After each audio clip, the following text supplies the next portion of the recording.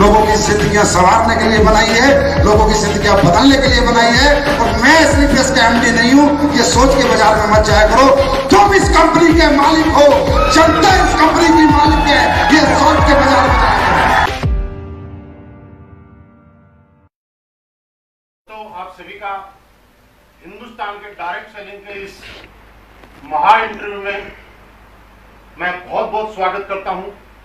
दोस्तों, मैं Mahipal Singh, crown diamond of SLPS wellness, आज आप सभी का इस इंटरव्यू में स्वागत भी कर रहा हूं और आपको यकीन भी दिला रहा हूं कि आज आपने जिंदगी का सबसे इंपॉर्टेंट वक्त 1 घंटे का इस इंटरव्यू के लिए निकाला है। आप यकीन मानिए, आप जो अभी आए हैं, 1 घंटे बाद जब आप इस इंटरव्यू से फ्री होंगे, आपके विचार, आपकी सोच, आपके विजन 100% बदल चुके होंगे। आज मैं आपको एक ऐसा मंत्र दिलवाने वाला हूं कि लोग कैसे कामयाब होते हैं, कौन कौन से ऐसे डाउट्स हैं जिनकी वजह से लोग सक्सेस नहीं होते हैं, कामयाब नहीं हो पाते हैं। दोस्तों, मुझे मालूम है आपका वक्त बहुत कीमती है, लेकिन इससे भी ज्यादा इंपॉर्टेंट बात मैं आपको यह बताना चाहता हूं कि इससे भी ज्यादा इंपॉर्टेंट, इस इंटरव्यू को आपको सुनने के बाद आपको ऐसा लगेगा आपके वक्त से भी ज्यादा कीमती आज का आपका 1 घंटा आपकी जिंदगी में, लाइफ में हमेशा रहेगा। ये यादगार 1 घंटा रहेगा। दोस्तों, पिछले 7 दिन से हम लोग प्रमोशन कर रहे थे। आप सारे लोग बेसब्री से संडे का 11 बजे का इंतजार कर रहे थे। सारे एसलीपीएस फाइटर ही नहीं, पूरे हिंदुस्तान के डायरेक्ट सेलिंग के जितने भी लीडर्स हैं, आज उन सब लोगों के लिए एक सुनहरा दिन है। क्योंकि दोस्तों, हमारी तमाम कोशिशों के बाद, बहुत ज्यादा रिक्वेस्ट के बाद, आज मैं आपके सामने किसी शख्स को नहीं, एक ऐसी शख्सियत को इनवाइट करने जा रहा हूं, आमंत्रित करने जा रहा हूं। मैं जानता हूं कि उनका टाइम, आप भी जानते हैं कि बहुत कीमती है, बहुत मुश्किल से उनका टाइम निकलता है, शेड्यूल बहुत बिजी है, लेकिन फिर भी वो हम लोगों से इतना प्यार करते हैं कि उन्होंने इस बिजी शेड्यूल में भी हमें टाइम देने का डिसीजन लिया, हमारी मांग को सुना और आप सभी की और मेरी भी रिक्वेस्ट पे उन्होंने हमारा इन्विटेशन स्वीकार करा। जी हां दोस्त, मैं अभी आपको मिलवाने जा रहा हूं हिंदुस्तान की fastest growing company SLPS wellness के CEO and MD mister Sanjeev Kumar sir को। दोस्तों, हम सारे लोग मिलकर वेलकम करते हैं। Please welcome SLPS wellness CEO and MD mister Sanjeev sir. Sir, आपका स्वागत है। सर नमस्कार, आपका स्वागत है आज हमारे इंटरव्यू में। हमारे दर्शक पिछले 7 दिन से वेट कर रहे थे। आज मेरा भी सौभाग्य है और आपका भी, हम सभी लोगों का सौभाग्य है कि आज आपसे 1 घंटे तक हम बहुत कुछ सीखने वाले हैं, जिससे हमारी जिंदगी में आमूल परिवर्तन आएंगे। Sir please. Thank you Mahipal ji. तो नमस्कार सभी देखने वाले सभी दर्शकगण को, बहुत बहुत नमस्कार। सर, आपका बहुत बहुत स्वागत है। पिछले 7 दिन से जैसे ही हम यहाँ पे प्रमोशन कर रहे थे जी, लोगों ने बहुत सारे सवाल किए, बहुत सारी चीजें आपके पास जानने चाहते हैं। मैं तकरीबन 2000 से ज्यादा सवाल आए थे, सभी के सवाल तो नहीं ले पाया क्योंकि इतने कम टाइम में सबके सवाल लेना थोड़ा मुश्किल है। लेकिन उसके बाद भी मैंने तमाम ऐसे सवाल लोगों के यहाँ पे लिए हैं जिनके आज आपको जवाब देने ही होंगे, क्योंकि जनता जानना चाहती है। और आप में से भी बहुत सारे लोगों ने जो जो मेरे से सवाल किए हैं, मैं उनका जवाब जरूर आपको दिलाऊंगा। दोस्तों, सबसे पहले शुरुआत करते हैं। हमारे एक लीडर है, एसोसिएट है, मुझे नहीं मालूम, मेहताब सिंह चौहान किसी का नाम है। वो ये जानना चाहते हैं सर के बारे में कि सर पहले क्या करते थे, कैसे थे, कहां से आए, कैसे डायरेक्ट सेलिंग में आए। सर, हम ये जानना चाहते हैं कि आप इस इंडस्ट्री में आने से पहले क्या किया करते थे, आपका इस इंडस्ट्री के अंदर आने से पहले किस प्रोफेशन में आप काम करना चाहते थे, आप कहां से हैं, इस बारे में थोड़ा सा आप बताएं। तो सबसे पहले तो नमस्कार सभी दर्शकगण को एक बार फिर। तो महिपाल जी, मैं रहने वाला हूं अपना गाजियाबाद डिस्ट्रिक्ट और मोदीनगर, वहां पर एक सिटी है, उसके पास एक गांव है छोटा सा खंजरपुर। बचपन में पढ़ाई लिखाई करने के बावजूद, क्योंकि मेरे पापा आर्मी में थे, तो उनसे इंस्पिरेशन मुझे मिला और मैंने आर्मी ज्वाइन करी और आर्मी में ही मैंने पहले जॉब की है, आर्मी में मैंने काम किया है और पढ़ाई लिखाई अपना नॉर्मल की है। उसके बाद मैंने आर्मी ज्वाइन कर ली थी, तो मेरा मतलब पहले मैं आर्मी में था। सर बिल्कुल आपने बहुत बढ़िया बताया कि आज के टाइम में हमारे समाज में एक धारणा है कि किसी को अगर सरकारी नौकरी मिल जाए तो सरकार का दामाद बन जाता है, पहले सैलरी मिलती है उसके बाद पेंशन मिलती है। इतनी अच्छी जॉब होने के बाद आज हिंदुस्तान की सबसे रेस्पेक्टेड जॉब में आर्मी का नाम आता है। उसके बाद भी आप इस डायरेक्ट सेलिंग इंडस्ट्री में आए और आए ही नहीं, आपने अपना पूरा कैरियर इस इंडस्ट्री में लगा दिया। इसके पीछे से क्या वजह रही होगी? देखिए महिपाल सर, रियली जॉब वो भी आर्मी का बड़ा रिस्पेक्टेड जॉब है और हमने भी पूरा 15 साल दिए हैं। कश्मीर से कन्याकुमारी तक हमारी पोस्टिंगें रही हैं, बड़ा मजा आ रहा था जॉब में। लेकिन फिर भी होता ही है ना, इंसान की जो इच्छाएं हैं वो तो असीमित हैं। तो ऐसी कुछ इच्छाएं हमारी थी और कुछ अगर हम अपनी इच्छाओं का दमन कर लें तो बच्चों की कुछ इच्छाएं थी, बच्चे कुछ अच्छी जिंदगी जीना चाहते, तो फिर कोई ना कोई दूसरा सोचा कि कोई ऐसा काम इस दुनिया में है अगर हमारे लायक तो ट्राई करेंगे, बच्चों के सपने पूरे करेंगे। तो फिर अचानक जयपुर के अंदर एक दोस्त थे, वो ले गए किसी डायरेक्ट सेलिंग कंपनी के प्रोग्राम में और वहां पर मैंने देखा मान सम्मान रिस्पेक्ट पैसा। सबसे बड़ी बात है मैंने वहां पर ये देखा कि हमारे जैसे लोग कामयाब हैं, हमारे जैसे मीन्स मतलब आम आदमी जो 10वीं पास है, 12वीं पास है या BA या ग्रेजुएट है, काफी लोग वहां पर पैसे वाले मैंने देखे। मैं काफी इंस्पायर हुआ और इस इंडस्ट्री की खासूसियत मुझे सबसे ज्यादा जो लगी वो ये लगी कि यहाँ पर कोई भी व्यक्ति जिसके पास डेडिकेशन है, हिम्मत है, मेहनत है, जज्बा है, सपने है, कोई भी कामयाब हो सकता है। यहाँ पर टैलेंट की जरूरत नहीं है, क्योंकि आजकल देखिए आप मार्केट में कामयाब होने के लिए मान लो मेरे सपने हैं या आपके सपने हैं, अगर हम उन्हें पूरा करना चाहे तो मार्केट में क्या है, या तो आपको पढ़ना लिखना बहुत पड़ेगा, तब आप IAS IPS बहुत बड़े बड़े बिग जॉब्स आपको बिग प्रोफेशनल जॉब आपको मिलेंगे, या आपके पास बहुत ज्यादा पैसा हो, आपको बहुत पैसा लगाएंगे तो बहुत पैसा कमाएंगे, होटल हॉस्पिटल स्कूल बना लें, या आपके पास कोई एक्सट्रीम टैलेंट हो, आप विराट कोहली की तरह अच्छे क्रिकेटर बने, अच्छे बॉक्सर बने, अच्छे सिंगर बने। मतलब मैं कहता हूँ डायरेक्ट सेलिंग के सिवा बहुत सारे प्रोफेशन है, आदमी सपने पूरे कर सकता है और लोग कर भी रहे हैं। लेकिन क्या वो खासूसियत हर आम आदमी में होती है? क्या वो टैलेंट, वो पढ़ाई लिखाई, वो पैसा? तो बस मुझे इस इंडस्ट्री की सबसे बड़ी ब्यूटी ये लगी कि यार जिसके पास यहाँ पर पढ़ाई नहीं है वो भी कामयाब है, जिसके पास कोई एक्सट्रीम टैलेंट नहीं है, सिंगर डांसर बॉक्सर क्रिकेटर बनने का, वो भी कामयाब है, जिसके पास बहुत सारा पैसा नहीं है लगाने को, बिना पैसा लगाए वो भी कामयाब है, क्योंकि यहाँ पैसा तो कुछ लगता ही नहीं है। जब पैसा नहीं लगता तो कोई रिस्क नहीं है यहाँ पर। उसके बाद इस काम में करने में जो सिस्टम है कंपनियों के, डायरेक्ट सेलिंग के जो सिस्टम है कंपनीज के, एजुकेशन सिस्टम, वो बड़ी मदद करते हैं किसी भी आम आदमी को कामयाब करने के लिए। अगर वो नहीं भी काम करना जानता तो भी उसे काम करना सिखा देते हैं और उससे कामयाब कर देते हैं। और सबसे बड़ी बात है कि मर्जी का काम है, मेरी मर्जी में आज करूं ना करूं, 2 दिन ना करूं, तीसरे दिन करूं। और सबसे जो ब्यूटीफुल मुझे इसकी ब्यूटी लगी, बड़ी ब्यूटी, वो था महिपाल जी पैसिव इनकम, कि एक बार मेहनत कर ली जाए जोर लगा के और जिंदगी भर बैठ के खाया जाए। तो ये कुछ ऐसी ब्यूटीज है जो मुझे नजर आई, इसलिए मैंने इंडस्ट्री चुनी, क्योंकि मेरे जैसा व्यक्ति मुझे लगता है यहीं पर कामयाब हो सकता था। 1-2 लोगों ने सवाल किया है जिनका नाम है अमित शंकर, PM पटेल। ये बात ये पूछते हैं कि सर ये पावर हमें और आप सबको समझ में आती है, लेकिन आज हमारा समाज और लोग, आम लोग इस इंडस्ट्री को लेकर नेगेटिव क्यों? बहुत बढ़िया। क्या नाम बताया आपने जिन्होंने सवाल पूछा है? अमित शंकर है, एक PM पटेल है। तो अमित शंकर जी, PM पटेल जी, आपका सवाल बहुत जेन्युइन है और बहुत रियल सवाल है, और इस सवाल का जवाब अपने अपने एक्सपीरियंस के अनुसार हर व्यक्ति अपने अनुसार देगा। लेकिन जो मैंने सीखा है अपने इस जीवन में, जो समझा है डायरेक्ट सेलिंग में, वो ये है कि अगर समाज किसी चीज के प्रति नेगेटिव है तो 100% वहां कुछ तो नेगेटिव रहा होगा। क्योंकि मुझे जीवन में ये सिखाया गया है, या मैंने अपने जीवन के एक्सपीरियंस से अपनी उम्र में ये देखा है, इस उम्र में, कि समाज इंसान को बनाता है और समाज इंसान को गिराता है।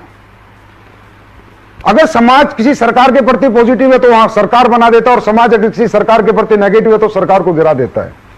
अल्टीमेटली हर कामयाबी की जो वजह है, हर सक्सेस की जो वजह है, वो समाज है। समाज चाहे तो कोई स्कूल चला देता है, समाज चाहे तो फ्लॉप कर देता है, समाज चाहे तो किसी फिल्म को हिट कर देता है, समाज चाहे तो फ्लॉप कर देता है। इसका मतलब सब कुछ तो समाज ही है। अब समाज डायरेक्ट सेलिंग को लेकर नेगेटिव है, आप बिल्कुल अपनी जगह सही है और सही कह भी रहे हैं। तो मुझे ऐसा लगता है कि डायरेक्ट सेलिंग ने कुछ ना कुछ तो ऐसा होता होगा कि जिससे लोग नेगेटिव हैं। तो महिपाल जी, उसके लिए एक छोटी सी मैं अपना एक्सपीरियंस शेयर करना चाहूंगा। डायरेक्ट सेलिंग जो बिजनेस है महिपाल जी, इसको लोग सोचते हैं कि ये कुछ अलग बिजनेस है। ये ऐसा कुछ भी नहीं है। ये समाज क्यों नेगेटिव है, इसका आपके इस क्वेश्चन का आंसर मेरी थोड़ा सा डायरेक्ट सेलिंग के एक्सपीरियंस में नॉलेज शेयर करूंगा तो आपको अपने आप ही मिल जाएगा। डायरेक्ट सेलिंग इंडस्ट्री जो है, ये कोई स्पेशल इंडस्ट्री नहीं है, कुछ अलग नहीं है।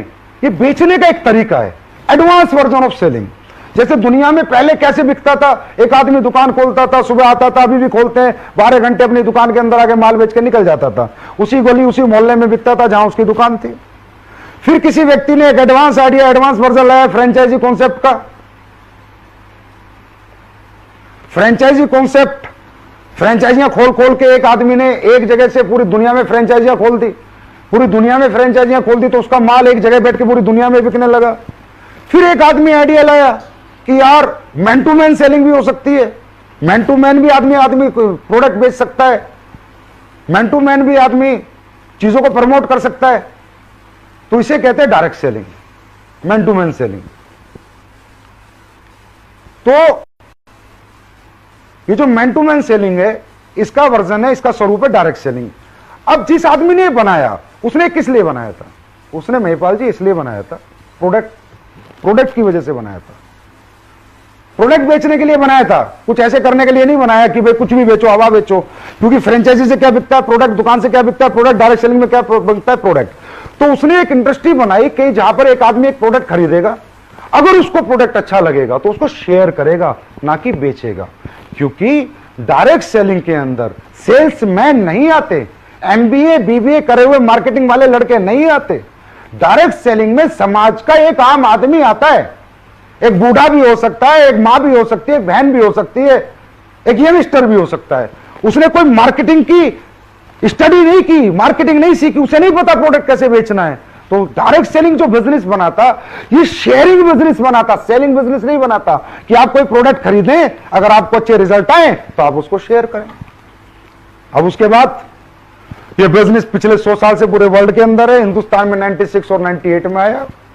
96-98 में जो कंपनियां इसे लेके आई, बड़ी अच्छी कंपनियां थी, बिल्कुल इथिकल प्रोडक्ट के साथ ये बिजनेस लेके आई। इंडिया के अंदर उन्होंने शुरुआत करी, बहुत अच्छा रिस्पॉन्स इंडिया में मिला।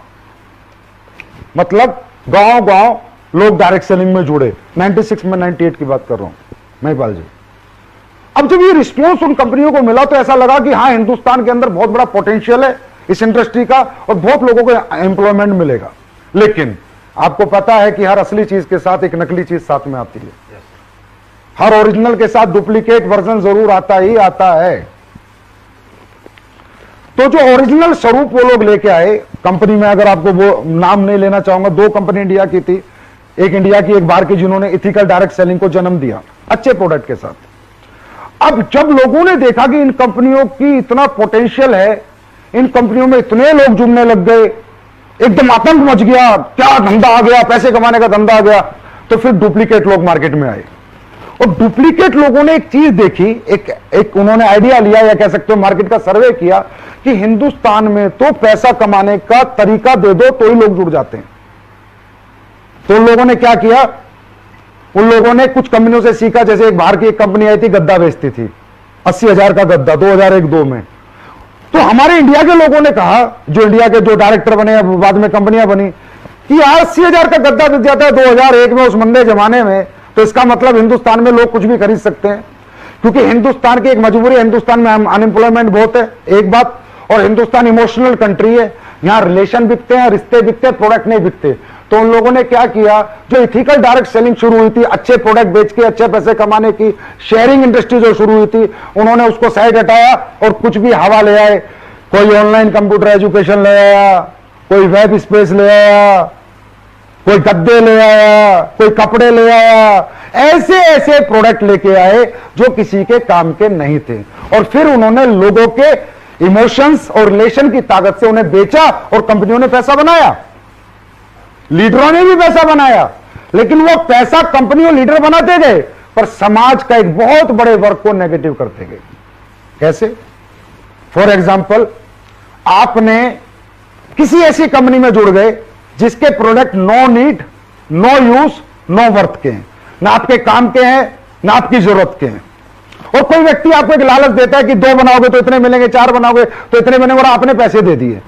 इस तरह 100 लोगों ने पैसे दे दिए। सर, दुनिया की कोई भी डायरेक्ट सेलिंग कंपनी में अगर 100 लोग जुड़ते हैं महिपाल जी, तो काम 10 ही करते हैं। चाहे हमारी कंपनी में जुड़े, चाहे एमवे में जुड़े, चाहे मोदी केयर में जुड़े, चाहे वेस्टीज में जुड़े, जितनी भी कंपनियों में जुड़े, काम 10 ही लोग करते हैं, 90 लोग सिर्फ प्रोडक्ट के यूजर होते हैं। तो जब उन कंपनियों ने, जिन्होंने सिर्फ हवा बेचने का धंधा बनाया, लोगों के रिश्ते बेचकर पैसे कमाने की सोच बनाई, रिलेशन के साथ खेला, इमोशन के साथ खेला, उन कंपनियों के प्रोडक्ट जब 100 लोगों को बेचे गए, तो जो 90 लोग थे ना, जिन्होंने एक्साइटमेंट में खरीद लिए, और जब वो प्रोडक्ट उनके काम पे नहीं आया ना, तो उन्होंने टांड पे फेंक दिया और फिर गाली देनी शुरू करी उस व्यक्ति को जिसने उनको वो प्रोडक्ट दिया था। फिर कहना शुरू किया, ये बेकार काम है, ये जोड़ने का काम है, ये कंपनी वाले मूर्ख बनाते हैं, बेवकूफ बनाते हैं। और वो 10 लोग जो हर कंपनी में 100 में से 10 काम करते हैं, उन्होंने झंडे उठा लिए, मालाएं पहनाई, बुके दिए, वो कहते हैं पॉजिटिव इंडस्ट्री, अच्छी इंडस्ट्री है। मतलब हमने 100 लोगों को जोड़ा, 90 को नेगेटिव किया, 10 को पॉजिटिव, 90 को नेगेटिव, 10 को पॉजिटिव।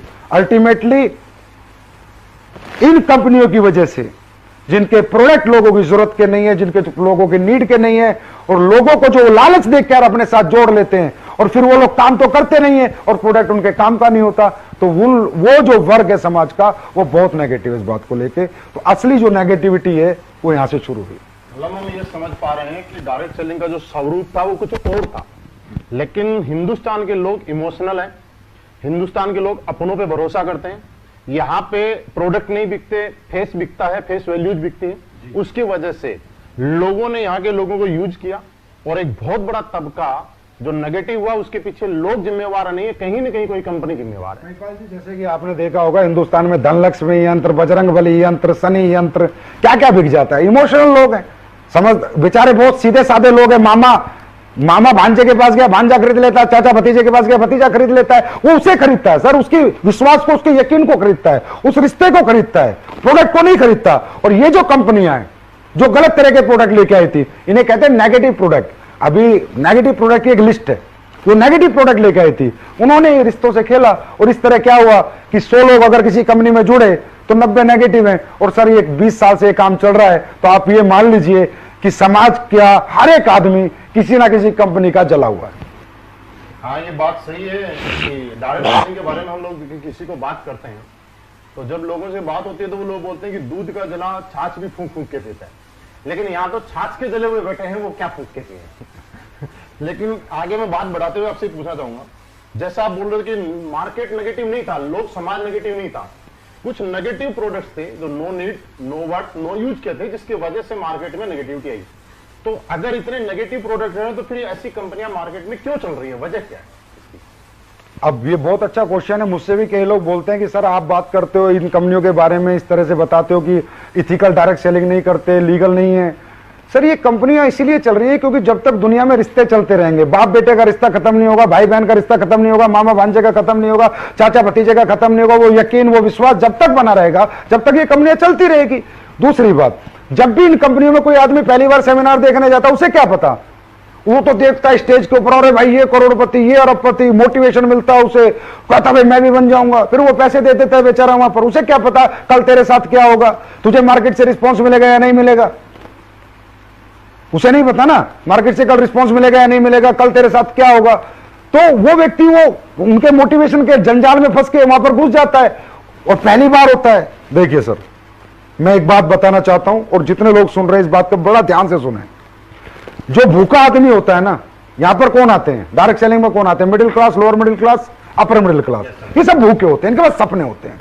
इन्हें किसी भी कंपनी का पहली बार जिंदगी में जो प्रोग्राम देखते हैं ना, ये उससे इंस्पायर होकर जुड़ जाते हैं। भूखे आदमी को आप कच्ची रोटी दे दो, पकी रोटी दे दो, आधी पकी कच्ची दे दो, बेचारा खा लेता है। लेकिन जब समझदारी आती है तो समझ में आता है कि ये 5-6 साल ये जो तूने मोटिवेशन के चक्कर में निकाले, ये जो इन कंपनियों के चक्कर में निकाले, ये आडंबर में निकाले, फिर बहुत लेट हो जाता है। वो एक कहावत है, when you understand the game of your life you are too old to play. वो 5-6 साल उसके बर्बाद हो जाते हैं। तो ये एक बहुत बड़ा रीजन है कि पहली बार लोग आते हैं और इस मोटिवेशन के जंजाल में फंस के बाद में जब तक उन्हें बेचारों को समझ आती है तब तक समय उनका बीत चुका होता है। कि पहले आप असलीपेस वेलनेस से पहले किसी कंपनी में काम किया करते थे, मतलब डायरेक्ट सेलिंग किया करते थे, उसके बाद आपके मन में असलीपेस वेलनेस खोलने का विचार आया, कहीं इसके पीछे भी कोई ऐसी वजह तो नहीं रही कि आपका मन में भी पैसे बनाने का मकसद हो या लालच कहीं आपके मन में जाग गया हो, तो उसकी वजह से आपने डायरेक्ट सेलिंग को छोड़कर कंपनी खोलने का डिसीजन ले लिया? इसमें ना महिपाल जी एक सवाल मेरे पास भी आया था। वो सवाल ये था कि सर डायरेक्ट सेलिंग में लोग बहुत पैसे कमा लेते हैं, मर्जीज फरारी ले लेते हैं, लेकिन उसके बावजूद भी उनकी सोशल रिस्पेक्ट नहीं होती। तो वहां से मेरी कहानी वहीं से मैच होती है।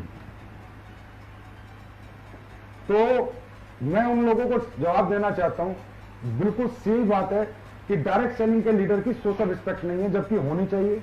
क्योंकि जो काम डायरेक्ट सेलिंग के लीडर करते हैं, लोगों को कामयाब करते हैं, लोगों को नॉलेज देते हैं, टैलेंट देते हैं, मोटिवेट करके रखते हैं, नाकामयाब को कामयाब बनाते हैं। मैं तो ये कहूंगा डायरेक्ट सेलिंग का लीडर से बड़ा धर्मात्मा इस धरती के ऊपर दोस्तों कोई नहीं है, चाहे वो किसी भी कंपनी का डायरेक्ट सेलर हो। क्योंकि भैया दान करना एक दिन कर सकते हो, अनाथ आश्रम में एक दिन दान कर सकते हो, मंदिर में एक दिन दान कर सकते हो, मस्जिद में एक दिन दान कर सकते हो, लेकिन दुनिया का सर्वोपरि दान है किसी नाकामयाब को कामयाब करना। और ये डायरेक्ट सेलिंग के लीडर्स करते हैं। तो क्या इनको सोशल रिस्पेक्ट मिलनी चाहिए, नहीं मिलनी चाहिए? तो आवाज आती है मिलनी चाहिए। क्या मिलती है? बिल्कुल नहीं मिलती।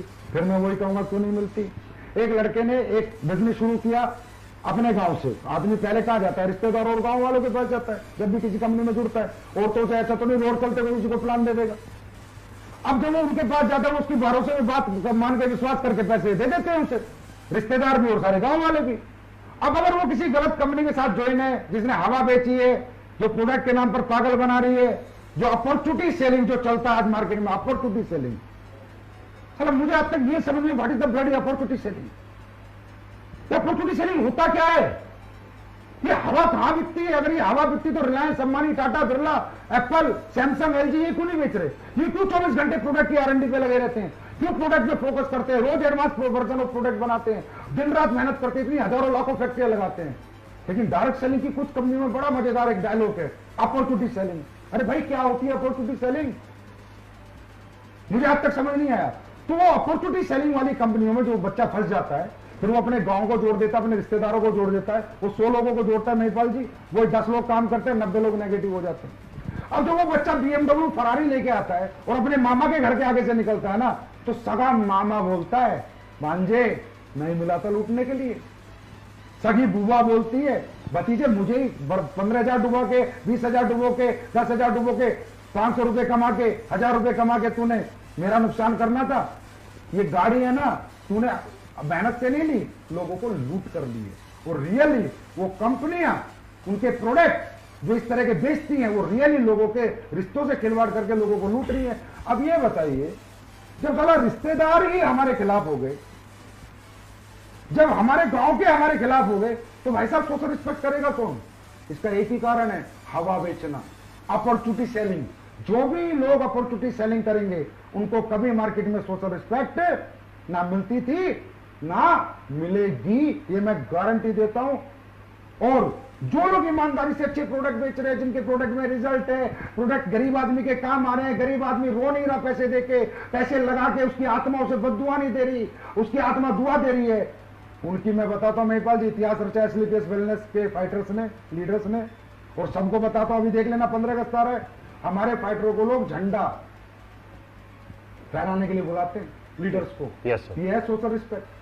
क्योंकि हमने अगर 100 लोगों को प्रोडक्ट दिया है ना सर, मैं सबकी 100 आउट ऑफ 100 की बात नहीं करता, पर 80% को रिजल्ट आता है, 20% को नहीं आता, तो हम 100 में से 80 को पॉजिटिव कर रहे हैं। तो ये मुहिम हमने 6 साल पहले चलाई। और दूसरी बात, एक आखिरी बात, मैं लीडर्स आपसे बात पूछना चाहता हूं, ये जो एक डायलॉग आता है आपके सेमिनार में, कोई भी अच्छी चीज अगर आप खरीदते हो तो 4 आदमी को बताते हो, आपको पैसे नहीं आते। कोई भी अच्छी चीज आप खरीदते हो, 4 आदमी को, कोई अच्छी पिक्चर देख के आते हो, 4 आदमी को दिखाते हो, पैसे नहीं आते। अरे मेरे भाई, इसमें एक लाइन है, अच्छी चीज खरीदते हो तब 4 आदमी को बताते हो। क्या कोई गलत फिल्म देखकर, फ्लॉप फिल्म देखकर कभी 4 आदमी को लेके गए? क्या गलत स्कूल में अपने बच्चों को पढ़ाया तो उस स्कूल को प्रमोट किया? क्या गलत डॉक्टर को खुद को दिखाया तो प्रमोट किया? तो मेरे भाई एक बात ध्यान में रखो, ये बात, गलत चीजें प्रमोशन में नहीं होती। मैन टू मैन एडवर्टाइजमेंट अच्छी चीजों का होता है। तो ये बात में ध्यान रखा करो कि अच्छी चीज खरीद के लाते हैं, और अच्छी चीज वो होती है जो लोगों के नीड की हो, लोगों के यूज की हो, लोगों के वर्थ की हो। बिल्कुल सर, हम इसी के पीछे थे कि डायरेक्ट सेलिंग करते करते मेरा सवाल कुछ बीच में रह गया कि आखिर ये कंपनी खोलने के पीछे वजह क्या रही होगी?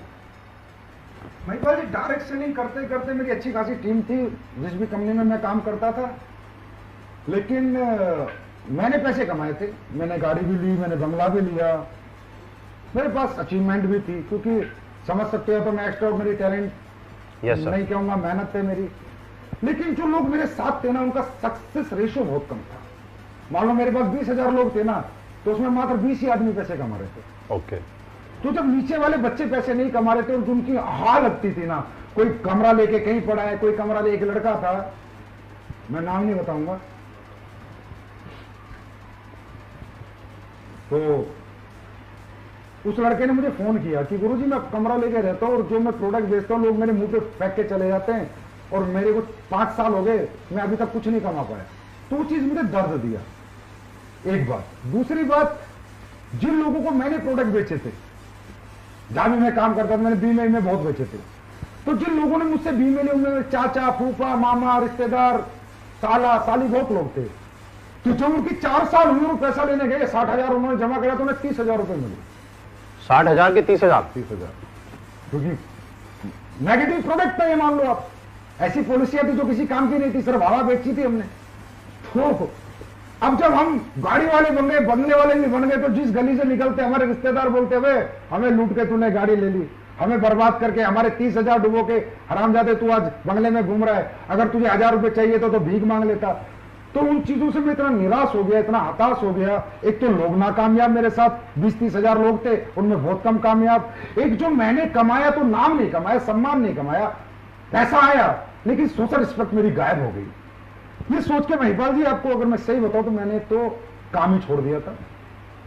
मैंने डायरेक्ट सेलिंग को 12-13 में रिजाइन ही कर दिया था, 12 में। मतलब इस इंडस्ट्री से आप आउट हो गए थे? हाँ, हमेशा के लिए। मैं आपको रियल बताऊं, मैं मतलब मेरा दिल उब गया, मैं कैसा साला घटिया काम नहीं करना, क्योंकि हमें ना पता क्या सिखाया गया था कि बुरी चीजें बेचकर अच्छे पैसे कमाए जा सकते हैं। वो मेरे गले से नहीं उतर रहा था। अरे भाई, एप्पल भी बेच रहा है मोबाइल, सैमसंग भी एलईडी बेच के कमा रहा है, मारुति कार बेच के कमा रही है, घटिया प्रोडक्ट बेचकर ही अच्छे पैसे कमाए जा सकते हैं ना। ये बात मेरे गले नहीं उतरी, तो मैंने रिजाइन ही कर दिया इस इंडस्ट्री को, और मैं 2 साल के लिए अपना निकल गया, जैसा भी मेरा वक्त गुजरा। लेकिन इस 2 साल में जो है मुझे काफी नॉलेज मिली, काफी आइडियाज मिले, क्योंकि वो कहते हैं ना, डायरेक्ट सेलिंग है, काम तो छोड़ दिया 2 साल, लेकिन इतनी दूरी नहीं बना पाया कि इससे बिल्कुल टच ना रहूं। ये कहते हैं प्लास्टिक का कीड़ा है ना मरता। हाँ, मार्केट में एक ऐसा लोग बोलते हैं कि एक बार जिसके अंदर एक कीड़ा घुस गया वो छोड़ नहीं सकता, चाहे कुछ भी हो जाए। हाँ, तो मैं छोड़ नहीं पाया। तो मैंने फॉरेन कंट्रीज में बात, यूएसए वगैरह के कुछ लोग मुझसे जुड़ गए थे, कनाडा के कुछ लीडर जुड़ गए थे, तो डिस्कशन होने लगा। तो जैसे डिस्कस होता है इंडियन एमएलएम इंडस्ट्री, वहां की इंडस्ट्री, तो काफी डिफरेंस मैंने देखा उन कंट्रियों में ना करोड़ों अरबों खरबों के टर्नओवर से सर, डायरेक्ट सेलिंग कंपनियों के कारण, बिकॉज ऑफ प्रोडक्ट। वो लोग कहते हैं, उनकी पंच लाइन है बिजनेस करने की, उनकी बाहर की डायरेक्ट सेलिंग कंपनी की, कि इतना जबरदस्त प्रोडक्ट बनाओ जिसकी टक्कर का ट्रेडिशनल मार्केट में ना मिले। ओके। वो कहते हैं कि अगर तुम्हारी क्वालिटी ट्रेडिशनल मार्केट में मिल गई तो तुमने डायरेक्ट सेलिंग कंपनी क्यों बनाई और क्यों प्रोडक्ट बेचे। मतलब उनका प्राइमरी प्रोडक्ट सेलिंग है, अपॉर्चुनिटी भाड़ में जाए बाद में सेकेंडरी है। और आज इंडिया में अगर मैं बात करूं, सबसे बड़ा टर्नओवर किसका है? एमवे का। क्यों है? प्राइमरी प्रोडक्ट सेलिंग है, 3,000 करोड़ का टर्नओवर है। ये हवा बेचने वाली कंपनी अभी तक नहीं कर पाई, ना कभी कर पाएंगे 3,000 करोड़ का। क्यों? क्योंकि उनके पास प्रोडक्ट नहीं है। तो बाहर जब मुझे ये नॉलेज मिली कि इथिकल डायरेक्ट सेलिंग करी जा सकती है अगर प्रोडक्ट आपका ऐसा हो कि जिसकी टक्कर का प्रोडक्ट ट्रेडिशनल मार्केट में ना हो, आप डंके की चोट पे अपना प्रोडक्ट बेच सको और लोगों को कह सको कि तू हमारी कंपनी से ले, बाजार में तुझे इस क्वालिटी का प्रोडक्ट। मतलब एक बार अगर उस कंपनी का प्रोडक्ट किसी ने यूज किया तो जिंदगी भर वो दीवाना हो जाए उस प्रोडक्ट का। रीपरचेज करे, बार बार हमें याद करे, जिस आदमी ने प्रोडक्ट दिया उसकी इज्जत करे, उसको रिगार्ड करे, उसको दुआएं दे, उसे बददुआएं ना दे। तो जब से मुझे ये बात पता चली कि बुरी चीजें नहीं, अच्छी चीजें बेचकर भी डायरेक्ट सेलिंग हो सकती है, तब फिर मैंने विचार बनाया कि चलो भाई शुरुआत करते हैं। जैसे आपने एक अभी कहा कि सर आपके मन में लालच तो नहीं था, कंपनी बनाने के पीछे। तो महिपाल जी, जब मुझे नॉलेज हो गई कि भाई अच्छी प्रोडक्ट भी हैं, दुनिया में अच्छी कंपनियां भी हैं जिनके अच्छे प्रोडक्ट बेचकर आप अच्छे पैसे कमा सकते हो, और नीड के प्रोडक्ट, यूज के प्रोडक्ट, वर्क के प्रोडक्ट।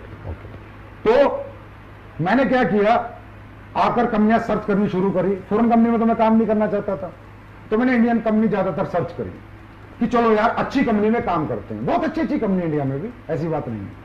मैंने उनके प्रोडक्ट देखे, बहुत अच्छे प्रोडक्ट मिले मुझे। कुछ कंपनियों के तो पैसा नहीं, कोई कंपनी पैसा दे रही है तो प्रोडक्ट नहीं। कहीं ना कहीं मुझे उनकी नीयत में वो चीज लगी नहीं जो होनी चाहिए, खोट कहीं ना कहीं दिखा। मतलब सारा प्रोडक्ट अच्छा है तो कंडीशन इतना, कंडीशनल प्लान इतना है कि पैसा नहीं दे रहे, और पैसा दे रहे हैं तो प्रोडक्ट के नाम पे पूरा कचरा दे रहे हैं।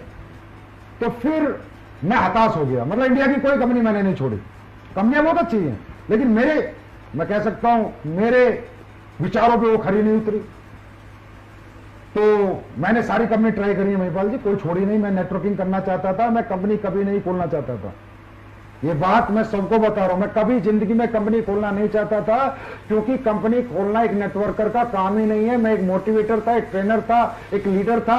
मुझे पैसिव इनकम में जो मजा आता, किसी कंपनी में काम करके 10-20 लाख का नेटवर्क बना के जो आज मैं जिंदगी जी रहा होता, आज वो नहीं जीता। आज लाखों लायबिलिटीज मेरे ऊपर है। मैं पहले भी जानता था, इतना मैच्योर था कि कंपनी बनाना अपने आप में बहुत बड़ी जिम्मेदारी है, बहुत बड़ा प्रेशर है। आपको हर दिन हर घंटे फोकस रहना पड़ेगा। आप कभी भी कंपनी मालिक होकर पैसिव इनकम नहीं ले सकते। तो महिपाल जी, मैं कंपनी नहीं बनाना चाहता था। मतलब आपका कंपनी बनाने का कोई मकसद नहीं था? बिल्कुल नहीं। ये कंपनी मैं ऐसा समझ सकता हूं कि चाहत में नहीं, मजबूरी में बनी है। मैं बताता हूं आपको, मैंने फिर एक कंपनी फाइनल करी लास्ट में कि चलो भाई इसमें काम करते हैं, सितंबर 2014 में। बस आज फाइनल करी, कल उसकी भी नियत में खोट दिखा। मतलब कहीं दिखाई नहीं कि कोई लोगों के लिए कुछ करने आ रही है, पब्लिक के लिए कुछ समर्पण के साथ आ रही है कोई कंपनी। ऐसा लग रहा है बस सब लूट का माल निकाल लो जितना निकाल सकते हो। बस फिर मैंने कहा चलो भाई ये झंडा हम ही पकड़ते हैं। लालच था, किस चीज का लालच था? जो लोग मेरे साथ जीवन लगाया था, जो नाकामयाब हो गए थे, उनको कामयाब करने का लालच था। लालच था मुझे उन लोगों के लिए जो 6-6 साल से कंपनियों में धक्के खा रहे हैं, और आज उनके घर वाले कहते हैं तूने क्या घटिया प्रोफेशन चुना, और जिनको कामयाबी नाम की चीज दूर दूर तक नजर नहीं आ रही, उनको कामयाब करने का लालच था। हर दुखी नेटवर्कर जितना था इंडिया में, उसको सुखी करने का, हर नाकामयाब नेटवर्कर को कामयाब करने का लालच मुझ में कल भी था, आज भी और हमेशा रहेगा। और इसी लालच ने कंपनी खुलवाई, क्योंकि मैंने ये सोचा कि संजीव कुमार, जब तेरे जैसे टैलेंट को कोई प्लेटफॉर्म अच्छा नहीं लग रहा, तो हजारों लाखों लोग तेरी तरह तड़पे हुए हैं जिन्हें एक अच्छे प्लेटफॉर्म की तलाश होगी, अच्छे एथिक्स, अच्छे प्रिंसिपल, अच्छे प्रोडक्ट, अच्छे प्लान की तलाश होगी। तब मैंने झंडा उठाया और 6 साल से आप लोगों के साथ लेके चल रहा हूं। एक सवाल सर है कि इतना आपने रिसर्च किया, तकरीबन आप बता रहे हो कि 1.5-2 साल आपने गैप दिया, उसके बाद रिसर्च किया, आपको कोई कंपनी अच्छी नहीं मिली, कुछ कमी कहीं मिली, कहीं कमी कुछ मिली, उसके बाद भी आपने कंपनी खोलने का रिसर्च किया। मुद्दा यह है कि इतना रिसर्च करने के बाद ऐसा कौन सी खासियत और वजह दिखाई दी जिसकी वजह से आपने वेलनेस इंडस्ट्री का चुनाव किया, और वेलनेस इंडस्ट्री में भी खासकर आयुर्वेदा को चुना? इसके पीछे की कोई वजह? इसके पीछे की वजह यह है कि जब मैं रिसर्च कर रहा था, 2 साल का जो मेरा गैप था, और जो मैंने कहा यूएसए वगैरह, कनाडा वगैरह, जापान वगैरह, जिन भी लोगों से, लीडरों से मैं टच में था, तो जब मैं उनसे बात करता भाई तुम्हारे यहाँ सबसे टॉप में कौन सी कंपनी है, तो कहते sir wellness company, wellness industry. क्योंकि वेलनेस इंडस्ट्री आने वाले समय की $1 ट्रिलियन इंडस्ट्री है, because of life style disease. आज लाइफ स्टाइल डिजीज आप देख रहे हो, बोलबाला है उनका, शुगर, बीपी, हार्ट अटैक, ये सब चीजें। तो ये लाइफ स्टाइल डिजीज है, इसका सोल्यूशन किसके पास है? ओनली वेलनेस इंडस्ट्री के पास है, और किसी के पास इसका सोल्यूशन नहीं है। अब वेलनेस में मैंने आयुर्वेदा को क्यों चुना? क्योंकि वेलनेस में आज हमारे पास फूड सप्लीमेंट भी है, आयुर्वेदा नहीं अभी लेकर आए हम, लेकिन मैंने आयुर्वेदा को प्रेफरेंस क्यों दिया? क्योंकि 5000 साल पुराना इतिहास हमारा बताता है कि हमारा आयुर्वेद कितना पावरफुल है। बड़ी से बड़ी लाइलाज बीमारी भी आयुर्वेद ठीक करता है। और अब ये कोरोना काल में भी बताना पड़ेगा मुझे, अब तो दुनिया मान रही है कि आयुर्वेद जो कर सकता है वो कोई नहीं कर सकता। तो मैंने आयुर्वेद को इसलिए चुना क्योंकि मैं ऐसा प्रोडक्ट देना चाहता था जिसमें नीड हो, जो जरूरत का हो, जिसमें लोगों को वर्थ हो, और जिस प्रोडक्ट को लेके लोग बद्दुआ ना दें। मैं कह रहा हूं दुआ ना दे हमें, कोई बद्दुआ भी ना दे, मुद्दा ये था। दूसरी बात, हमारा प्रोडक्ट अगर कोई आदमी लेता है ना सर, तो ऐसे नहीं लेके रख लेता लाओ लाओ लाओ, वो पक्का बॉडी को डिटॉक्सिफाई करने के लिए लेगा, या उसके घर में कोई परेशानी होगी उसको ठीक करने के लिए लेगा। कहने का मतलब हम चिपकाते नहीं है, हम जरूरत पैदा नहीं करते, लोगों को जरूरत होती है वो प्रोडक्ट हम देते हैं। तो आयुर्वेद जो कर सकता है, जो चमत्कार, वो आप हमारे YouTube पे जाके हमारे टेस्टिमोनियल देख सकते हैं कि मैंने आयुर्वेद चुना तो आज उसने क्या चमत्कार किए, क्या रिजल्ट दिए। और आयुर्वेद को कल तक तो मैं चिल्ला चिल्ला के बोलता था सर, आज तो पूरा वर्ल्ड बोल रहे हैं। सर ये आगे सवाल है, एक मुकेश कुमार भी है, एक राजेंद्र कुमार जी हैं। ये पूछना चाह रहे हैं कि ये प्रोडक्ट हम जिनको भी देते हैं वहां से हमें बहुत ज्यादा दुआएं मिलती हैं, और लोगों के घर में जब जाते हैं तो लोग भगवान की तरह पूछते हैं, जैसा कि आज तक किसी डायरेक्ट सेलिंग इंडस्ट्री के अंदर किसी डायरेक्ट सेलर को पूछा नहीं गया इनका। लेकिन सवाल ये बोल रहे हैं कि एक सवाल आ रहा है कि प्रोडक्ट बहुत अच्छे हैं, कहीं ऐसा तो नहीं है कंपनी शुरू में ग्रोथ करने के लिए प्रोडक्ट अच्छे दे और जब थोड़े दिन के बाद में कंपनी बड़ी हो जाए उसके बाद उसके रिजल्ट कम कर दे। मेन सवाल ये है कि क्या गारंटी है कि जिंदगी भर ऐसे ही रिजल्ट रहे। 9 नवंबर 2014 को शुरुआत हुई थी, शुरुआत तब हुई थी, आज तो 6 साल हो चुके हैं। 6 साल से आज तक प्रोडक्ट क्वालिटी डाउन नहीं हुई। देखिए सर, जिस कंपनी का बेसिक प्रोडक्ट हो, जिसका बेसिक क्वालिटी हो, अगर प्रोडक्ट में मैं कल कॉम्प्रोमाइज करता हूं, क्वालिटी कॉम्प्रोमाइज करता हूं, और जिसने भी आज तक किया है उसका ग्राफ ऊपर नहीं गया, उसका ग्राफ नीचे गया है। I am the follower of Steve jobs. मैं फॉलोअर हूं स्टीव जॉब्स जैसे लोगों का, जिन्होंने एप्पल जैसे एक ब्रांड बनाया और आज तक उसे अपग्रेड करते चले गए, अपग्रेड करते चले गए, अपग्रेड करते चले गए, क्वालिटी कभी नीचे नहीं जाने दी। इसीलिए उनका फोन लाइन में लग के बिकता है, इसीलिए एसलीपीएस का प्रोडक्ट लाइन में लग के बिक रहा है। कोई डाउट नहीं है कि आज लॉकडाउन जैसे टाइम में भी लाइन में लग के प्रोडक्ट बिक रहा है, क्योंकि मेरी क्वालिटी। अच्छा एक बात बताओ, क्वालिटी गिराए क्यों जाएगी? लालच, कोई पैसा बचाना होगा, इंग्रीडिएंट महंगे हो गए, टैक्सेस महंगे हो गए, हाँ कंपनी को पैसा कम बचने लगा तो प्रोडक्ट क्वालिटी गिरा दी जाएगी? ऐसे गिराते होंगे लोग। बिल्कुल। देखो हर आदमी का अपना अपना बिजनेस मॉडल है, बिजनेस मेंटेलिटी है हर आदमी की। हर आदमी, आपने देखा होगा एक लखानी की चप्पल भी बनती है, रिबॉक की चप्पल भी बनती है। बिल्कुल। रिबॉक का ग्राहक भी है और लखानी का ग्राहक भी है। तो मेरे प्रोडक्ट की जो क्वालिटी है वो मैं इसलिए मेंटेन करता हूं हमेशा, क्योंकि मुझे पता है मुझे आज जो भी कुछ बनाया है एसलीपीएस आज जहां भी पहुंचे क्वालिटी कैसे पहुंची। अब मुझे लालच आ गया, टैक्स बढ़ गया, कोई अभी जैसे आप देख रहे हो अश्वगंधा, गिलोय और अपना काढ़ा और अपना मुलेठी, सुन रहे होगे आप, रोज टीवी पे आता है, टीवी पे डेली आ रहा है। रेट बढ़ गए इनके, लोगों ने दुगने रेट कर दिए। मार्केट है, हिंदुस्तान है, लेकिन मैंने अभी तक रेट नहीं बढ़ाए, जब तक मैं मजबूर ना हो जाऊं। लेकिन मैंने पानी भी नहीं मिलाया। मैं ये सोचता हूं पानी मिलाने से अच्छा, क्वालिटी गिराने से अच्छा पैसे बढ़ा दो ना भाई। अरे पब्लिक या तो एक्सेप्ट करेगी, रिजेक्ट करेगी, कोई फर्क नहीं पड़ता।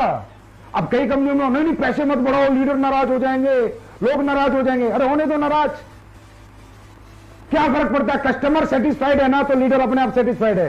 कस्टमर को क्वालिटी मिलेगी, वो खरीदता रहेगा, लीडर पैसे कमाता रहेगा। मैं लीडरों की नाराजगी कभी नहीं देखता कि लीडर कहां नाराज होंगे कहां नहीं होंगे। मैं ये देखता हूं कस्टमर नाराज नहीं होना चाहिए। अगर कस्टमर नाराज है तो लीडर खुश रह ही नहीं सकता। और कस्टमर कब खुश रहेगा? जब उसको क्वालिटी प्रोडक्ट मिलेगा, उसको रिजल्ट आएगा। मैं मतलब शॉर्टकट में बताता हूं जी, अगर मुझे कभी ऐसा लगा तो मैं रेट बढ़ा दूंगा, लेकिन क्वालिटी नहीं गिराऊंगा। सर एक लक्ष्मण ढूकिया जी हैं जो सवाल पूछते हैं कि सर जब मार्केट में जाते हैं तो बार बार एक चीज आती है और कुछ दूसरी कंपनी के लोग भी उनको ये बोलते हैं कि सर एसलीपीएस वेलनेस के प्रोडक्ट महंगे बहुत हैं, इतने महंगे क्यों हैं? भाई देखो ये सवाल मेरे सामने भी बहुत आता है। अब इसका जवाब मैं ऐसे कैसे दूं कि भाई प्रोडक्ट महंगे किए गए हैं, मैंने किए हुए हैं? नहीं, ऐसा नहीं है। इसको ध्यान से समझना, मैं सभी जितने भी लोग सुन रहे हैं ध्यान से समझिए। प्रोडक्ट हमारा महंगा है 100% मैं मानता हूं, लेकिन इसके पीछे कुछ लॉजिक फैक्टर्स हैं, कारण है इसके पीछे। इसके पीछे वो एमएलएम के मालिक वाली सोच नहीं है कि वो बस कुछ भी बनाओ, घोलो पोलो, आईडी में दो निकालो, 2 आदमी जोड़ो और लोगों को बोल दो पैसा कमाओ। नहीं, इसके पीछे है कस्टमर सेटिस्फेक्शन। सर हमारे प्रोडक्ट के लिए मैं कह सकता हूं सबसे महंगा पर सबसे अच्छा। यस, सबसे महंगा सबसे अच्छा। ये महंगा क्यों बनता है? इसके पीछे रीजन लोग जानना चाहेंगे, जानिए आप लोग। और आप लोग इसे सर्च करेंगे, आजकल गूगल बाबा है सारी नॉलेज देने के लिए। हर प्रोडक्ट में एक रॉ मटेरियल डलता है। अब रॉ मटेरियल की सोर्सिंग सबकी अलग अलग है। कोई एक्सट्रैक्ट से ही प्रोडक्ट बनाते हैं, एक्सट्रैक्ट खरीदते हैं। मान लो एक एग्जांपल देता हूं, अश्वगंधा का एक्सट्रैक्ट अगर आप 1 किलो खरीदोगे महिपाल जी तो 1200 रुपए किलो मिलेगा। 1200 रुपए किलो एक्सट्रैक्ट। रेशो मिलेगा 4:1, मतलब 4 kg अश्वगंधा का 1 kg एक्सट्रैक्ट है, 1 किलो एक्सट्रैक्ट है, और वो आपको कह रहा है जी 1200 रुपए में। और अगर आप अश्वगंधा को जड़ से खरीद के लाओगे तो रेट है 700 रुपए। अच्छा, 700 जड़ का। वो कह रहा है जी मैंने 700 रुपए का पाउडर बनाया है और मैं 1200 में दे रहा हूं। 2800 रुपए का 4 किलो का, 700 इंटू 4 किलो 2800, और मैं 1200 कैसे दे रहा भाई? या तो बैंगन की जड़ मिला रहा है, या उल्टी सीधी चीजें मिला रहा है, भूसा मिला रहा है, और रसगंधा का पाउडर दे रहा है। अब जो कंपनी प्रोडक्ट बनाती है उन्हें मजा आ रहा है, उन्हें 1200 रुपए किलो का अश्वगंधा मिलता है, डीएम वाटर मिलता है, बनाती हैं, प्रोसेसिंग करती है, बोतल भरती है, भेज देती है बाजार में। अश्वगंधा है नहीं, उसका नाम है। नहीं, अश्वगंधा है पर बहुत नाम आधी मात्रा में, आधी से भी कम मात्रा में मिलावटी एक्सट्रैक्ट। हम लोग एक्सट्रैक्ट यूज नहीं करते। ओके। सबसे पहले हमारा प्रोडक्ट इसलिए महंगा होता है। कोई भी व्यक्ति हमारे फैक्ट्री में जाए, जयपुर में फैक्ट्री है, जाके देखे, हम एक्सट्रैक्ट यूज नहीं करते, हम रो हब्स यूज करते हैं। अब रो हब्स जो लोगों को 1200 में मिल रही है, जितनी भी कंपनी काम कर रही है सबको 1200 में मिल रही है, मुझे 2800 में मिल रही है। मेरा आंवला है, मेरा आंवला मध्य प्रदेश जंगलात से आता है। जंगली आंवला मैं यूज करता हूं। मैं ये आंवला जो आपका बाजार में बिकता है यूज नहीं करता, मैं जंगली आंवला यूज करता हूं। बाजार का आंवला 100 रुपए किलो है तो जंगली आंवला 400 रुपए किलो है। जिनसिंग है, जिनसिंग आप फैक्ट्री में किसी को भी भेजिए, अचानक भेजिए, अकस्मात भेजिए, किसी को भी बोला जाके निरीक्षण कर छापा मारे स्लीपेस की फैक्ट्री पे। एक कोरिया की जिनसिंग है जो 2500 रुपए किलो आती है, एक चाइना की जिनसिंग है, एक एग्जाम्पल है रेट का, 1000 रुपए किलो आती है। हम कोरिया की जिनसिंग यूज करते हैं। लेकिन दोनों है जिनसिंग, दोनों जिनसिंग है। स्पैरुलिना है, हमारा ओरिजिनल स्पैरुलिना, चाइना का स्पैरुलिना जो आता है ना सर, 1000 रुपए किलो है, हम यूज करेंगे वो 5000 रुपए किलो के। एक एग्जांपल से बता रहा हूं। हमारा raw material quality upper level का है और रो है, रो हब्स यूज करते हैं। उन हब्स को हम उबालते हैं, फिर जड़ से लेके पूरा फल तक उसका काढ़ा निकालते हैं, फिर प्रोसेसिंग करते हैं, तब हम चीज बनाते हैं। तो प्रोसेसिंग, रो मटेरियल क्वालिटी, ये सबसे ज्यादा इफेक्ट होती है। एक एग्जांपल देता हूं, सब लोग सुनो, कोई एमडी इतना सच नहीं बोलेगा। तुलसी बाजार में आप किसी भी कंपनी से बनवाओ, तुलसी 20-25 रुपए में बना के दे देगा विद बोतल पैक। मेरी तुलसी का बिल, कोई भी आके मेरे पास आके देखे, मेरा बिल, मेरी जो कॉस्टिंग शीट है फैक्ट्री की, हमारी 75 रुपीज है। 75 रुपीज हमारी मैन्युफैक्चरिंग कॉस्ट है तुलसी की, तो मैं 308 में बेच रहा हूं। लोगों की तुलसी 20 रुपए में विद पैकिंग बन रही है। आप पूरी इंडिया की किसी भी सप्लायर से ले लो, 20 रुपए में डब्बा पैक करके तुलसी दे देगा। मेरी तुलसी की कॉस्टिंग है ना वो 75 रुपए है, और कोई भी आगे देख सकता है वो। अब क्यों है? अब बाजार की तुलसी के 10 बूंद और मेरी तुलसी का 1 बूंद। बिल्कुल है। तो सर या तो लोगों को लूट लो, बेवकूफ बना लो, या ईमानदारी से काम करना है तो फिर पैसे तो रखने ही पड़ेंगे। अब 75 की तुलसी और 25 की तुलसी में 5 गुना का फर्क हो गया महिपाल जी, 3 गुना का। तो मैं सर्वाइव कैसे कर जाऊं उस रेट पे बेच के? अगर आप चाहते हो उस रेट पे बेचूं तो मुझे कचरा बनाना पड़ेगा, मुझे पानी मिलाना पड़ेगा, घटिया प्रोडक्ट बनाने पड़ेंगे, वो मैं मरते दम तक नहीं बना सकता। तो सबसे महंगा सबसे अच्छा। सर आपने बहुत बढ़िया बताया। मुझे नहीं लगता कि आज हिंदुस्तान में क्या, पूरी दुनिया के अंदर किसी कंपनी का मालिक, किसी कंपनी का एमडी इतना खुल के मतलब सारी अंदर की बातें किसी को बता दे, ये लाजवाब है सर अपने आप में। और दूसरा आपने जो एक प्रोसेस बताया कि हम हब्स यूज करते हैं, रो मटेरियल, पूरी रो एक्सट्रैक्ट पाउडर नाम की कोई चीज बाजार से नहीं खरीदते। ये एक बहुत बड़ा राज है एसलीपीएस वेलनेस के प्रोडक्ट का रिजल्ट देने का। अरे महिपाल जी 500 रुपए का प्रोडक्ट भी महंगा है अगर काम का नहीं है तो। अब हमारा पेस्ट 199 का, दुनिया 50-50 रुपए में लेके आ गई। अब 50 रुपए में तू रेत मिला के पेस्ट बेच रहा है, क्या मतलब है उसका? कोई काम तो करे दांतों के लिए। वो 50 भी बेकार है ना, 500 रुपए भी बेकार है सर अगर काम का नहीं। देखो पैसा पैसा ही होता है। अगर उसके यूज में आ गया तो पैसा वसूल हो गया, अगर यूज नहीं आया तो कम पैसा भी बेकार है। सर किसी के घुटने का दर्द है, 15,000 रुपए में ठीक हो गया, 1.5 लाख की बजाय, प्रोडक्ट महंगा रहा सस्ता रहा? ये बताओ।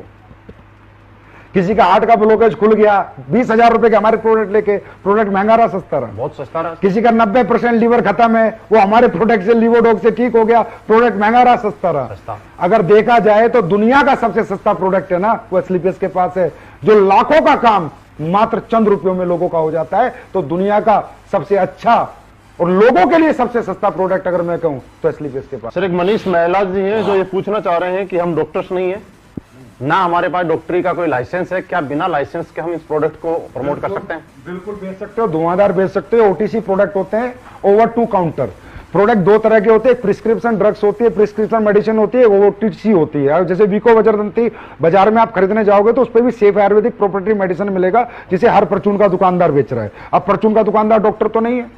च्यवनप्राश आप कंपनियों को लेने जाओगे तो उसमें सेफ आयुर्वेदिक प्रोप्राइटरी मेडिसिन मिलेगा, जिसे हर एक दुकानदार बेच रहा है, हर गली मोहल्ले का दुकानदार बेच रहा है। अब वो डॉक्टर तो नहीं है। ओटीसी कैटेगरी का प्रोडक्ट कोई भी किसी को भी प्रमोट कर सकता है भारत सरकार के कायदे और नियम के अनुसार। हाँ, जो प्रिस्क्रिप्शन ड्रग्स है, जैसे वटी है, भस्में हैं, उस तरह के बहुत से प्रोडक्ट आयुर्वेद में होते हैं जो हम लोग नहीं बनाते, उन्हें हम कहेंगे क्लासिकल मेडिसिन। क्लासिकल मेडिसिन दोस्तों हम प्रमोट नहीं कर सकते, सेफ आयुर्वेदिक प्रॉपर्टी हम सब प्रमोट कर सकते हैं, और पूरी हिंदुस्तान की सारी कंपनियां कर रही हैं। ये सब आपके सामने। मतलब ये प्रोडक्ट हम आराम से किसी भी ओवर टू काउंटर इसको कहते हैं, ओटीसी प्रोडक्ट जी। सर, यहां तक आपका सेशन के बाद एक मेरा सवाल है, और ये सवाल बहुत अच्छा सवाल है।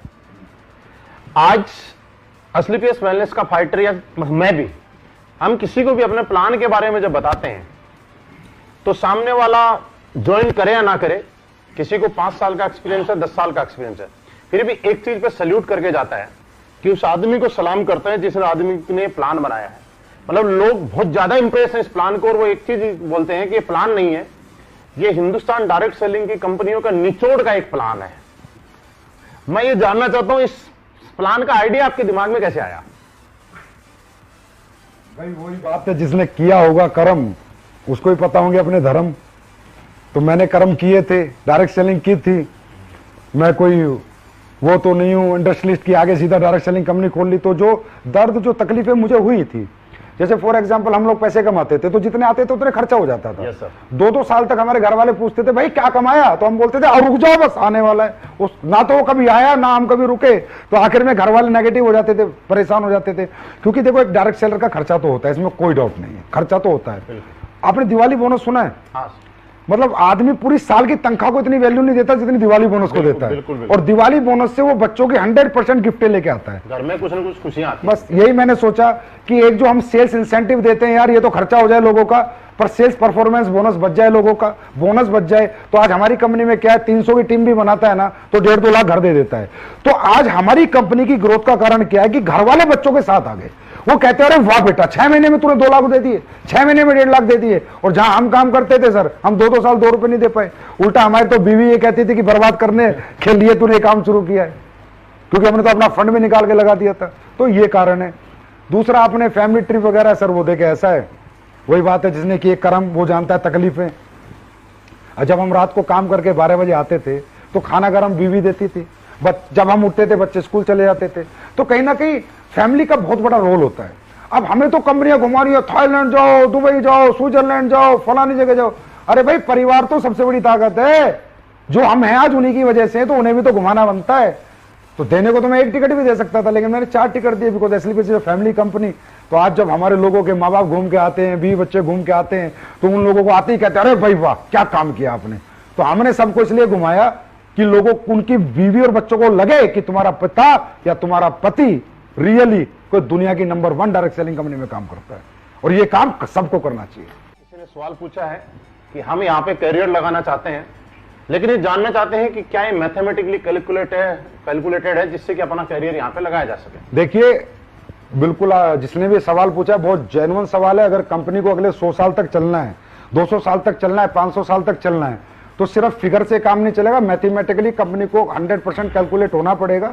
हमारा plan 100% mathematically percentage wise calculated है, और कंज्यूमर अफेयर्स में ये प्लान हमारा जमा है, हो चुका है। और अभी मैं सबके लिए बता दूं, सब लोग सुने कि आने वाले समय में डायरेक्ट सेलिंग गाइडलाइंस के आई थी, अभी रूल आ रहे हैं। रूल मतलब कानून आ रहा है, और कानून में साफ साफ लिखा हुआ है, वो लोग भी सावधान हो जाएं जो इधर उधर चिल्लर पिल्लर कंपनियों में घूम रहे हैं।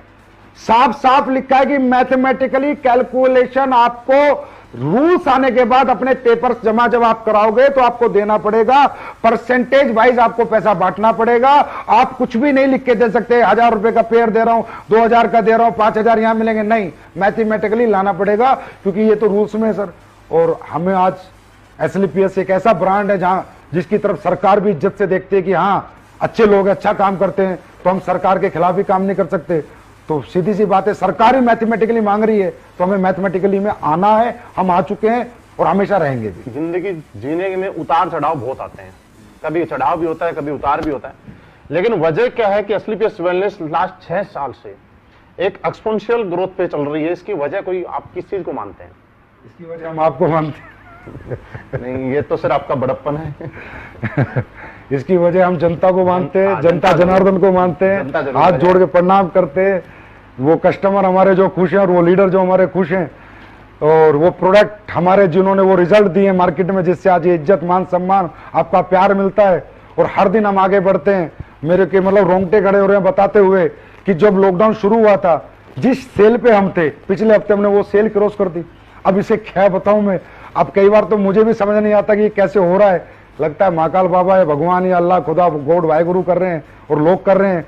और अचीवर्स टेस्टिमोनियल हैं, उनसे भी ग्रोथ है कि जो लोग बेचारे कहीं कामयाब नहीं हुए थे वो 2-2 साल में कामयाब हो गए, उन्हें देख के भी ग्रोथ है। और प्रोडक्ट के रिजल्ट सबसे बड़ा हमारा ग्रोथ का कारण है, क्योंकि कस्टमर जब दुआ देगा ना सर किसी भी कंपनी को, तो उसके लीडर भी और वो कंपनी भी दोनों फलेंगे और फूलेंगे। कस्टमर की दुआ बहुत जरूरी है। सर एक सवाल है, आज एसलीपीएस वेलनेस में जितने भी अचीवर हैं मैक्सिमम लोग फ्रेशर हैं और दूसरा बहुत सारे लोग ऐसे हैं जो पहले से किसी न किसी डायरेक्ट सेलिंग इंडस्ट्री में काम किया करते थे, लेकिन वजह क्या है कि एक लंबे टाइम तक एक डायरेक्ट सेलिंग ने दूसरी कंपनी में किसी भी अदर कंपनी में काम करने के बाद वो कामयाबी नहीं ले पाया जिसके कंपेयर 6 महीने के अंदर वो यहाँ पे अपना वजूद बना पाया और एक बहुत बड़ा रिकॉर्ड बना पाया।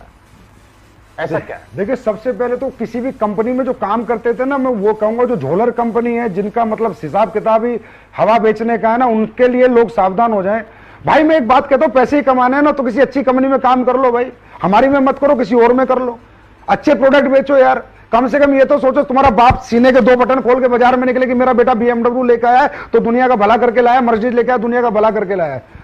ये तो ना कहे तुम हमारे बाप को माँ को लोग अरे तेरे बेटे ने पूरा गांव लूट लिया, पूरा शहर लूट लिया, ऐसे घटिया प्रोडक्ट बेचे, ऐसे घटिया चीजें बेची जो आज हमारे लोगों के किसी काम की नहीं है। तो मेरा कहने का मतलब है, पहले तो उन लोगों के लिए मैसेज है, भाई अपनी इज्जत से बड़ा पैसा नहीं होता, अपने माँ बाप के सम्मान से बड़ा सम्मान नहीं होता, तो अच्छी सम्मानित कंपनियों में काम करो, बहुत अच्छी कंपनी, मेरी में मत आओ, किसी और में चले जाओ, लेकिन अच्छी कंपनियों में जाओ। अब जो लोग वो 5-6 साल से कामयाब नहीं हुए सर और यहां कामयाब हो गए, तो मेरा आपसे क्वेश्चन है कि वहां कामयाब क्यों नहीं हुए, यहां कामयाब हो गए, उनमें कोई कमी थी क्या? अगर कमी होती तो वहां भी कामयाब नहीं होते, यहां भी नहीं यहां भी नहीं होते। मतलब कमी उनमें नहीं थी, कमी प्लेटफॉर्म में थी, कमी प्रोडक्ट में थी, कमी पे आउट में थी, कंपनी मैनेजमेंट में थी, कंपनी ट्रेनिंग सिस्टम में थी, कंपनी लीडरशिप में थी। वो सारी चीजें उन्हें यहां पर मिली। उनको यहां पर देखो, डायरेक्ट सेलिंग में लीडर पैसा कब कमाएगा?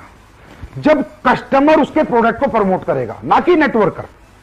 कस्टमर, मुझे डायबिटिक प्रॉब्लम है, मुझे प्रोडक्ट से फायदा हुआ, मैंने अपने 4 दोस्तों को बोला भाई डायबिटीज का प्रोडक्ट लेना है, एसलीपीएस का ले लो, बड़ा अच्छा प्रोडक्ट है। मतलब जो बिजनेस नहीं कर रहा है वो भी हमारा बिजनेस कर रहा है, तभी तो पैसा कमाएगा, तभी तो एक्सपोनेंशियल ग्रोथ होगी, तभी तो। अब क्या हुआ, ना तो मुझे उसे ट्रेनिंग देनी पड़ी, ना 8 स्टेप, ना 12 स्टेप, ना 13 स्टेप, ना कोई मोटिवेशन देना पड़ा। उसको तो पता ही नहीं चला कि मैंने तो प्रोडक्ट ही दिया था ना, उसको तो यही नहीं पता डायरेक्ट सेलिंग है। डायरेक्ट सेलिंग क्या है, प्रोडक्ट ही दिया था ना, और उसने 5 आदमी को प्रोडक्ट बिकवा दिया, लीडर ने पैसे कमाए, हाँ है ना। तो सबसे बड़ा रोल होता है प्रोडक्ट का। फिर प्रोडक्ट के बाद पे आउट, कि प्रोडक्ट कितना ही अच्छा क्यों ना हो, अगर आपको पे आउट अच्छा नहीं मिलेगा तो बेचोगे कैसे? पेट्रोल चाहिए, मोबाइल का बैलेंस चाहिए। फिर होता है मैनेजमेंट, फिर होते है टॉप लीडरशिप। तो आज कंपनी की हमारी जो टॉप लीडरशिप है उसको सल्यूट है मेरा, कि वो इतने अच्छे, इतने ईमानदार लोग हैं। महिपाल सर जैसे, रामवीर सर जैसे, शिव कुमार जी जैसे, कुणाल जैसे, दलीप जैसे, अमित दुबे, अनुज जैसे अच्छे लोग हैं कि इन लोगों की जो लीडरशिप है वो लाजवाब रही है। और हमारी कंपनी का केयरिंग नेचर जो है, पता नहीं मैं कितनी केयर आप लोगों की करता हूं वो आप लोग जाने, पर मेरे लिए एसलीपीएस का हर एक सदस्य अपने परिवार से बढ़कर है, अपने बच्चों से बढ़कर है। तो कंपनी का केयरिंग नेचर होना चाहिए, यूज एंड थ्रो का सिस्टम नहीं होना चाहिए कि सालों का इस्तेमाल करो, माल कमाओ, फिर लात मार दो। वो हम कभी नहीं करते, वो काम हम कभी नहीं करते, ना करते थे। तो ये सारे कारण है सर। सर एक मोहन आंजना भीनमाल है, इन्होंने पूछा है क्या कंपनी जिंदगी भर चलती रहेगी, हम कैसे आश्वस्त रहें, और आप अपनी फ्यूचर प्लानिंग और विजन बताना चाहेंगे? देखिए कंपनी जिंदगी भर चलती रहेगी, ये आप ये सवाल मुझे आपसे पूछना है कि आप चलाते रहोगे?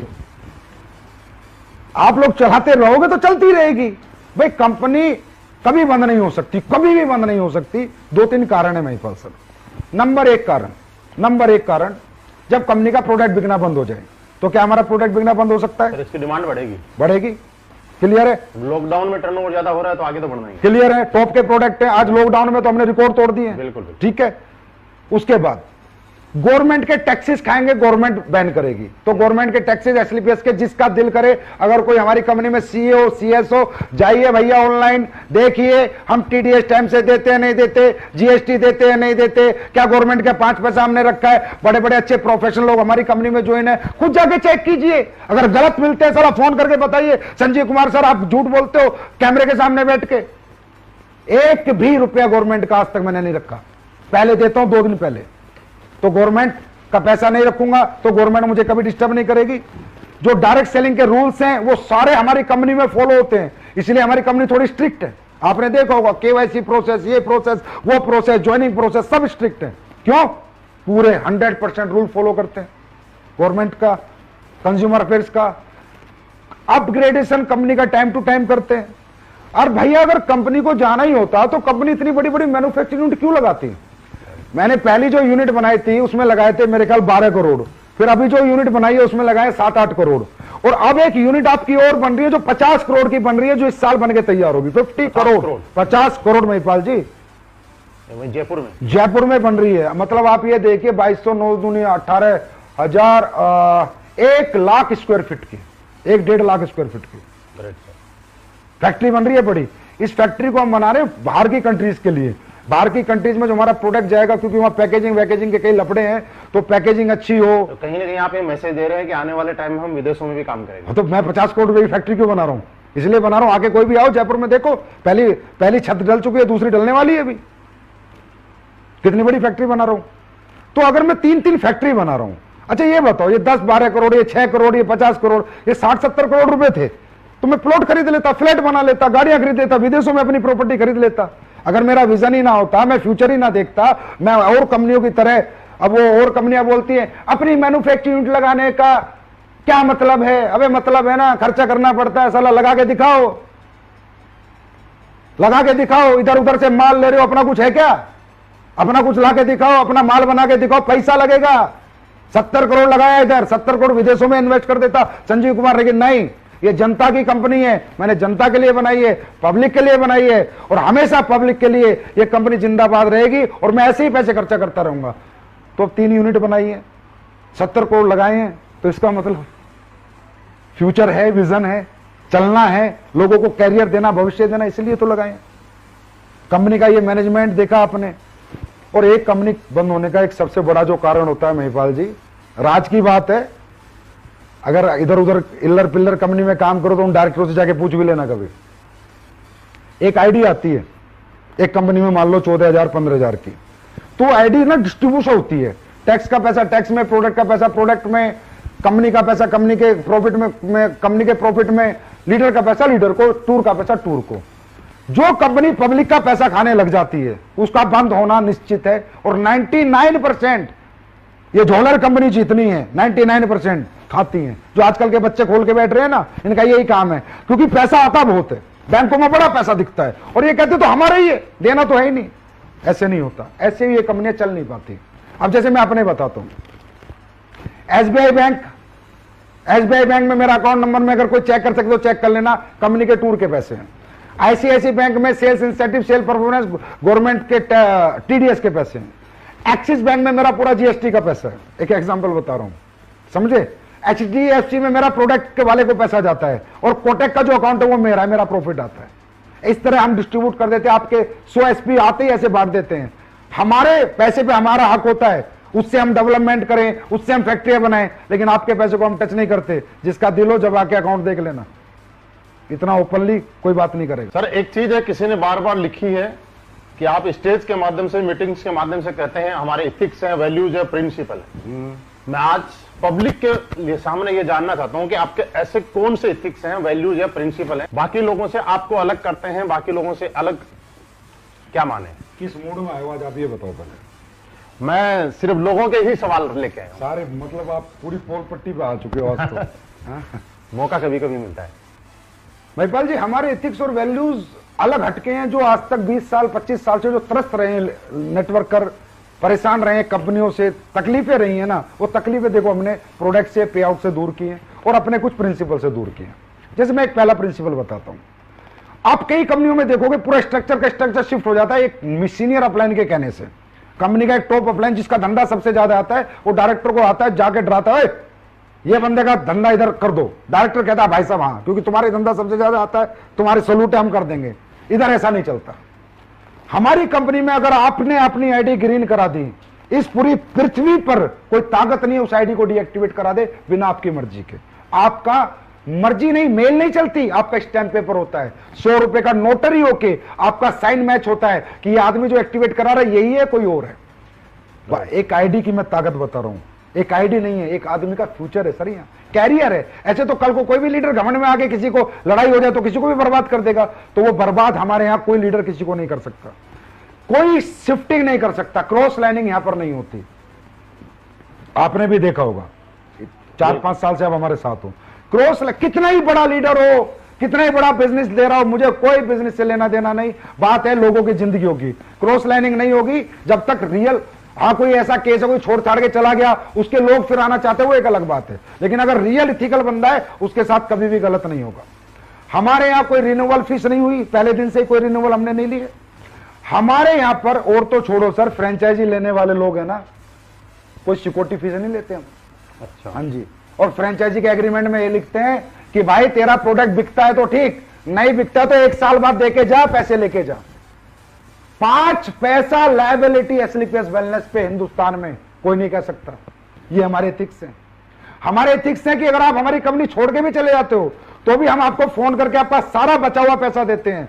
अगर आप टूर पे, तो अगर मान लो आप छोड़ के चले गए, हम तो आपको टूर पे नहीं लेके जाएंगे, लेकिन टूर का पैसा देंगे आपको बुला के। भाई साहब आप चले गए, आपको हमारी कंपनी अच्छी नहीं लग रही, आप दूसरी कंपनी में चले गए, भाई साहब आपने हमारे यहाँ जो मेहनत करी है ना, आप अपना मेहनताना लेके जाओ, कोई बात नहीं, आप चले गए, आपका हमारे साथ दिल नहीं लग रहा, पर हम आपका हक का पैसा कभी नहीं खाएंगे। ये एसलीपीएस है सर, ये एथिक्स है, ये प्रिंसिपल है, ये वैल्यूज है हमारी, जिनके साथ कोई कॉम्प्रोमाइज नहीं होता। आपको पता है आप कंपनी के टॉप अचीवर हो, क्या रियली आपने कभी प्रयास किया किसी की क्रॉस लाइनिंग कराने का? नहीं कभी किया मन में? क्योंकि आपको पता हो ही नहीं सकता। तो आपने तो खैर, आप तो बहुत अच्छे आदमी, आप तो कर ही नहीं सकते, लेकिन और बहुत लीडरों ने प्रयास किया, लेकिन उन्हें रास्ते में नेगेटिव रिजल्ट। नहीं हो सकता भाई।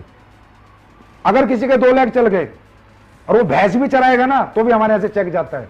और कंपनियों में क्या होता है, लीडर आते हैं आगे बोलते हैं सर वो तो भैंस चरा रहा, उसके 2 लाख चल रहे, पैसे आ रहे, इसकी आईडी बंद करो, इसको ऐसे करो। हम बोलते हैं भाई जब वो आया था ना तो तुमने यही कहा था कि अगर तेरे 2 लाख चल गए तो तेरी जिंदगी बदल जाएगी। अब बेचारे की बदल गई तो यार तुम्हें क्या तकलीफ है? तो दोस्तों निश्चिंत रहो, आपकी आईडी आपकी है, इसे कोई भी हिला नहीं सकता। एक संजय कुमार है, एक मनीष जयपुरी है, जो पूछते हैं आज एसलीपीएस की कॉपी मार्केट में बहुत आ रही है उनके बारे में क्या कहना चाहेंगे आप? देखो आप यहां तक कि लोगो भी बना रहे हैं उसमें भी कॉपी, फोल्डर बना रहे हैं उसमें भी कॉपी, डब्बे का डिजाइन बना रहे हैं उसमें भी कॉपी। भैया तो मान ले भाई हम हिट हो गए, है ना। कॉपी किसकी होती है? जिसमें कुछ होता है, जिसमें कुछ होता है, ओरिजिनल है हम। देखिए कॉपी करने वालों को मैं सलाह दूंगा कि आप अपने खुद के आइडियाज लाएं, ऐसे आप बड़े नहीं बन पाएंगे, आप लोगों का फ्यूचर खराब कर लेंगे, लोगों की जिंदगियां खराब कर देंगे। आप वही खेल खेलेंगे जो आज से 20 साल से लोग खेलते रहे और डायरेक्ट सेलिंग इंडस्ट्री बदनाम होती रही, क्योंकि आप लोगों ने भागना ही भागना है। अब नहीं तो क्योंकि हमारी कॉपी हो नहीं सकती महिपाल जी। पहली बात, हमारी कॉपी करने के लिए 4-4 मैन्युफैक्चरिंग यूनिट लगाओ, हमारी कॉपी करने के लिए हमारी प्रोसेसिंग लाओ, हमारी कॉपी करने के लिए हमारे प्रोडक्ट में क्वालिटी लाओ, वो क्वालिटी दो जो हम देते हैं, देके दिखाए कोई। ट्रेड सीक्रेट हमारे पास है ना, हम कैसे प्रोडक्ट बनाते हैं, फॉर्मूला हमारे पास है ना। पेप्सी को कोई कॉपी कर पाया आज तक? नहीं कर पाया। एप्पल को कर पाया कोई आज तक? बड़े बड़े बिरले बैठे हैं, क्यों? फिर भी लोग एप्पल के दीवाने हैं। अगर पीछे सेब कटा हुआ मोबाइल पे चिपकाने से हर आदमी एप्पल बन जाता तो फिर तो सभी साले एप्पल बन जाते। एप्पल की शक्ल के कुछ मोबाइल आए थे तो शायद बंद भी हो गए, है ना। तो एप्पल नहीं बन सकते ना, तो आप एसलीपीएस तो बन ही नहीं सकते ना। तो आप कितनी मर्जी कॉपी कर लो। अच्छा, कॉपी करने से होता क्या है कि जो बेचारी, वही मैंने कहा ना, वो बच्चा जो पहली बार सेमिनार देखा है, नया नया आया है, वो नहीं ना समझ होता है। उसको दिखाओ देख कैसे प्लान है, जैसा एसलीपीएस कैसे प्रोडक्ट है, वो बेचारा बेवकूफ बन के घुस जाता है। ट्रेड सीक्रेट हमारे पास है, ठीक है। अब हमारा प्लान कॉपी कर लिया भाई, मैथमेटिकली कैलकुलेशन लाओ। अब कॉपी करना आसान है, देना मुश्किल है ना। अरे तुम लिख दोगे, लिखना आसान है, पर देने में हाथ कांपते हैं। वो मैं कहता हूं ना, वहां जिगर नहीं चाहिए, जिगरा चाहिए। तो भाई क्या तुम इस कैपेबल हो, इतना पैसा दे सकते हो जितना लिखते हो? बस कॉपी एसलीपीएस का वो छाप दिया फोल्डर, और अच्छा कई कंपनी तो ऐसी है 19वां लेवल, 20वां लेवल। अरे भाई पहले 10-20 लेवल देते तो। और दूसरी बात है, इनका आश्रय भी बुरा होने वाला है। अच्छा मैं बता रहा हूं, ऐसी कंपनी का कोई मालिक सुन रहा हो तो ध्यान से सुन। अभी डायरेक्ट सेलिंग गाइडलाइंस में रूल्स आ, उन रूल्स के अंदर मैथमेटिकली कैलकुलेशन चाहिए प्लान में। उन रूल्स के अंदर बहुत सारी चीजें आ रही जो तुम लोग फॉलो नहीं कर रहे, ना तुम कभी कर सकते।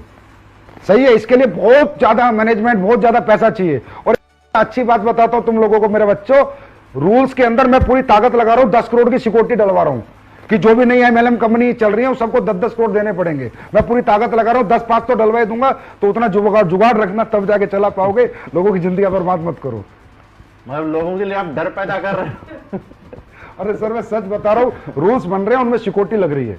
वो सिक्योरिटी इसलिए ले रही है गवर्नमेंट में बात भविष्य है इनमें। सर आप ये समझो, कोई उल्लर पुल्लर आया, कंपनी खोल के बैठ गया, 2 कमरे के एक जगह ली, एक सॉफ्टवेयर बनाया, एक प्रोडक्ट वाले से बात करी, कंपनी खोल के बैठ गया। अरे कंपनी भविष्य है भाई। लोग अपनी बीबीए, एमबीए, एलएलबी छोड़ के तुम्हारे साथ जिंदगी लगाते हैं यार, उनकी जिंदगी की कोई जिम्मेदारी नहीं है क्या? तो भारत सरकार भी ये रूल बना रही है कि जो भी कंपनी आएगी उसको बड़ा अमाउंट सिक्योरिटी देगी तो ही चला पाएगी, नहीं तो नहीं चला पाएगी। और एक संजीव कुमार इसका समर्थन में खड़ा है। कुछ लोग समर्थन नहीं कर रहे हैं, लेकिन मैं इसके समर्थन में हूं कि अंदर की बात सब सुन लो आराम से, कोई दिक्कत नहीं। एक श्री राम बिश्नोई भवानी सिंह जी हैं जो ये पूछते हैं कि सर 2 महीने हो गए प्लान दिए जा रहे हैं, 60 से ज्यादा प्लान दिए, अभी तक ज्वाइनिंग नहीं आई, क्या करें?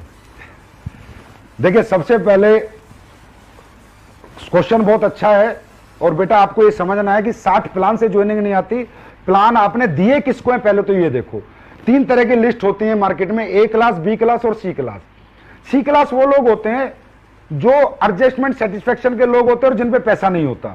एक होती है B क्लास जिन पे थोड़ा पैसा होता है, और A क्लास वो होती है जो आपके प्रोडक्ट को और आपके प्लान को अफोर्ड कर सकती है।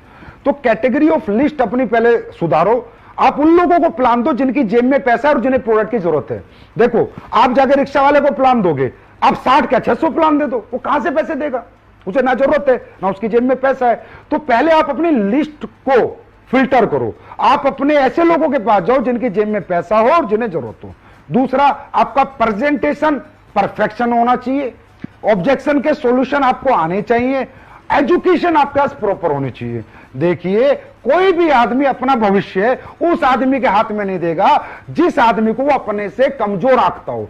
तो आप इतने अच्छे कपड़े पहन के जाएं, इतने मजबूत होके जाएं, इतनी अच्छी बातें लेके जाएं कि सामने वाले को लगे कि इसके हाथ में अगर अपना भविष्य दे दिया तो ये मेरी जिंदगी बना देगा। तो आपको इस मजबूती से अपने आप को एजुकेट करना है और अपनी पर्सनैलिटी को निखारना है और अपनी लिस्ट को फिल्टर करना है। आपको 100% रिजल्ट आएगा अगर आप उन लोगों के पास जाओगे जिनकी जेब में आपका प्रोडक्ट खरीदने के लिए पैसा है। बहुत बढ़िया सर, ये सारी चीजें हो गई बिजनेस से रिलेटेड। मैं आपसे कुछ पर्सनली चीजें पूछना चाहता हूं, अगर आपकी इजाजत हो तो। पूछो सर। आपकी जिंदगी का कोई ऐसा पल जिसको याद करके आप बड़ा अंदर से कोई दुखी महसूस होते हो? कोई दुखी पल? नहीं, दुखी पल आज तो नहीं है, पहले कभी था। हाँ, जिंदगी का कभी? सर मैंने जब नेटवर्किंग शुरू करी ना तो मैं आर्मी में था। अब फौज की सरकारी नौकरी ना मैंने लाइन लगा के छुड़वाई लोगों की, बहुत नौकरियां छुड़वाई। और उसके बाद जब मैंने वो कंपनी छोड़ दी और मैं 2 साल जब खुद भी नाकारा निकम्मा हो गया, बेकार हो गया, तो वो लोग बेचारे बड़े दुखी हुए। किसी ने सिक्योरिटी की नौकरी करी सर, किसी ने टीचर लगा, मतलब सबको मैं सपने, मतलब आप नाना करते आप 150 लोग मान लो सर जिनकी नौकरी मैंने सरकारी नौकरी छुड़वाई मोटिवेट करके, अरे मैं तुम्हारी जिंदगी बदल जाएगी, नेटवर्किंग ये कर देगी। और जब वो लोग कामयाब नहीं हुए ना सर, तो उनको फेस करना, उनसे बात करना मेरे बस की नहीं था। और मैं अपने आप को बड़ा दुखी महसूस करता था कि साला तूने तो पैसा कमा लिया, इनकी जिंदगी बर्बाद क्यों करी। तो मेरे जीवन में सबसे दुखी पल वही था सर। अब तो नहीं है क्योंकि वो सब लोग कामयाब हैं। इसी के अपोजिट एक सबसे खुशी का पल क्या है? कोई ऐसी चीज जो आपका शौक हो, जिस काम को करने में आपको बड़ा अच्छा लगता हो? मेरा सबसे सुखी पल यही है कि जितने लोगों को मैंने जीवन लगाया वो कामयाब हो गए। और सबसे अच्छा सुख मुझे मिलता है तो जो लोग मेरे को डीपली जानते हैं वो बता सकते हैं, लोगों की सेवा करने में मिलता है, लोगों को प्यार बांटने में मिलता है, किसी दुखी की मदद करने में मिलता है, किसी गरीब की मदद करने में मिलता है। शायद ऐसा कोई व्यक्ति ना हो जिसका मैसेज मेरे फोन पे और उसकी मैंने मदद ना करी हो आज तक। मतलब मुझे जनता की भलाई में मतलब जो मजा आता है वो किसी में भी नहीं आता। बेस्ट है मेरे लिए। मतलब I am 100% satisfied person in my life with my ethics and with my values and with my principles की मैं जैसे काम करता हूं, जैसे जिंदगी जीता हूं, मैं बेहतरीन जिंदगी जीता हूं। वो हेलीकॉप्टर, याट और पानी के जहाज वो मुझे कुछ नहीं बनाने, मुझे लोगों की जिंदगियां बनानी है। मैं बनाता रहूंगा, मैं लड़ता रहूंगा, मैं चलता रहूंगा, कुछ भी हो जाए। जिसने दिल से काम किया उसको कभी यहां से निराशा हाथ नहीं लगेगी, और मैं लोगों की सेवा करता रहूंगा। यही कारण है कि आज एसलीपीएस वेलनेस देश के साथ, लोगों के साथ जहां भी जरूरत हो वहां अपना जितना हो सके उससे भी ज्यादा करने की कोशिश कर रही है। अब देखो, देश तो सर्वोपरि है बड़े भाई। अगर देश नहीं रहेगा तो कौन सी एसलीपीएस, कौन सी दिल्ली, कौन सी मुंबई? देश सर्वोपरि है। मैं तो कहता हूं हर आदमी को देश सेवा में बढ़ चढ़ के हाथ लेना, बढ़ चढ़कर सहयोग करना चाहिए। अरे देश है तो हम पैसा कहां से कमा रहे हैं भाई? हिंदुस्तान के लोगों से, पाकिस्तान के लोगों से? सही है, हिंदुस्तान। फिर हम रह किसकी जमीन पर? हिंदुस्तान की। तो देश के लिए नहीं खड़ा होना चाहिए क्या? अरे देश तो ये कोई दिखावा नहीं है कि संजीव कुमार ने पीएम केयर फंड में दिया तो अपने आप को प्रमोट करने के लिए दिया, या संजीव कुमार ने किसी को मास्क बांटे तो प्रमोट करने के लिए दिए। अरे यार, देश है तो संजीव कुमार है ना, देश नहीं तो संजीव कुमार थोड़ी है। और इसलिए तो मैं कहता हूं, चला हमारे देश के लोग ऐसे गलत लोगों का साथ देते हैं, इतने गंदे लोगों का, जो लोगों को लूट रहे हैं, लोगों को बेवकूफ बना रहे हैं। अरे हिंदुस्तान के लोग इन्हें क्यों लूट रहे हो? ऐसे निकम्मे लोगों से सबसे मैं कहूंगा कि जो भी लोग देश के साथ गद्दारी करते हैं, और गद्दारी में क्या है? गलत चीजें बेचना, मिलावटी चीजें बेचना, गलत वादे करना, गलत धोखा देना, मोटिवेट करके आडंबर में फंसा के रखना। तो पाकिस्तान वालों को फंसाओ ना। तो भाई देश तो सर्वोपरि है महिपाल जी, और मेरे लिए था, है और जीवन भर रहेगा। आज सर हिंदुस्तान में बहुत सारे लोग आपसे इंप्रेस हैं, आपसे प्रभावित हैं, आपकी गाइडलाइन के तहत चल के और बहुत अच्छी कामयाबी ले रहे हैं। लेकिन ये जानना चाहते हैं कि आज इस लेवल पे आने के बाद, और खुद ही इस लेवल पे नहीं, अपने साथ में इतने लोगों को इस लेवल पे लाने के बाद आपकी जिंदगी का कोई सैक्रिफाइस रहा होगा?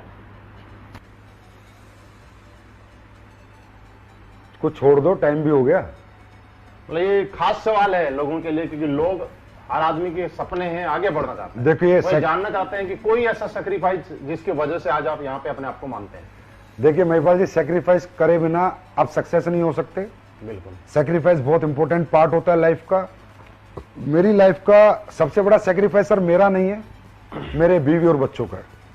मैं रियल बताऊं तो मेरा कोई सैक्रिफाइस नहीं है, सैक्रिफाइस उनका है। क्योंकि जब मैं एसलीपीएस वेलनेस को 9 नवंबर 2014 को बना रहा था तो मैं जयपुर रहता हूं। बेसिकली मेरा घर परिवार सब जयपुर रहता है। ओके। तो जयपुर में हमारे घर में मीटिंग चल रही थी, तो मैं मेरी वाइफ से बोला कि यार ऐसे ऐसे कंपनी बनानी है, लोगों का अपना भविष्य और लोगों का भविष्य, अपना भी भविष्य था, अपना भी लालच था, और लोगों का भविष्य के लिए एक अच्छी कंपनी बनानी है और उसको दुनिया की नंबर 1 कंपनी बनानी है, चलाना, मेहनत करनी है। तो मेरी वाइफ ने कहा ठीक है, आप एग्जीक्यूट करो, खोल लो।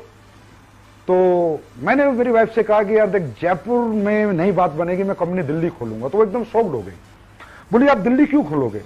मैंने कहा यार अगर मैंने जयपुर में कंपनी खोली तो कहीं ना कहीं एक जिम्मेदार पति के नाते तेरे सारे काम करने पड़ेंगे, और जिम्मेदार पिता के नाते बच्चों की मीटिंग वीटिंग ये वो फलाना ढिमका जाना पड़ेगा।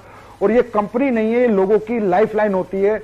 एमएलएम कंपनी नहीं होती, लोगों की जिंदगी होती है। क्योंकि लोग बहुत बड़े सपने लेके सर यहाँ आते हैं, बहुत बड़ा भविष्य यहाँ देखते हैं। कंपनी की छोटी सी गलती पे उनका भविष्य खत्म हो सकता है। तो मैंने कहा मेरी वाइफ से, उसका नाम पूनम है, मैं पूनम, या तो मैं एक काम शुरू नहीं करूंगा, करूंगा ना तो पूरा पागलपन से करूंगा, पूरा डेडिकेशन से करूंगा। मैं लोगों की जिंदगी से खिलवाड़ नहीं कर सकता।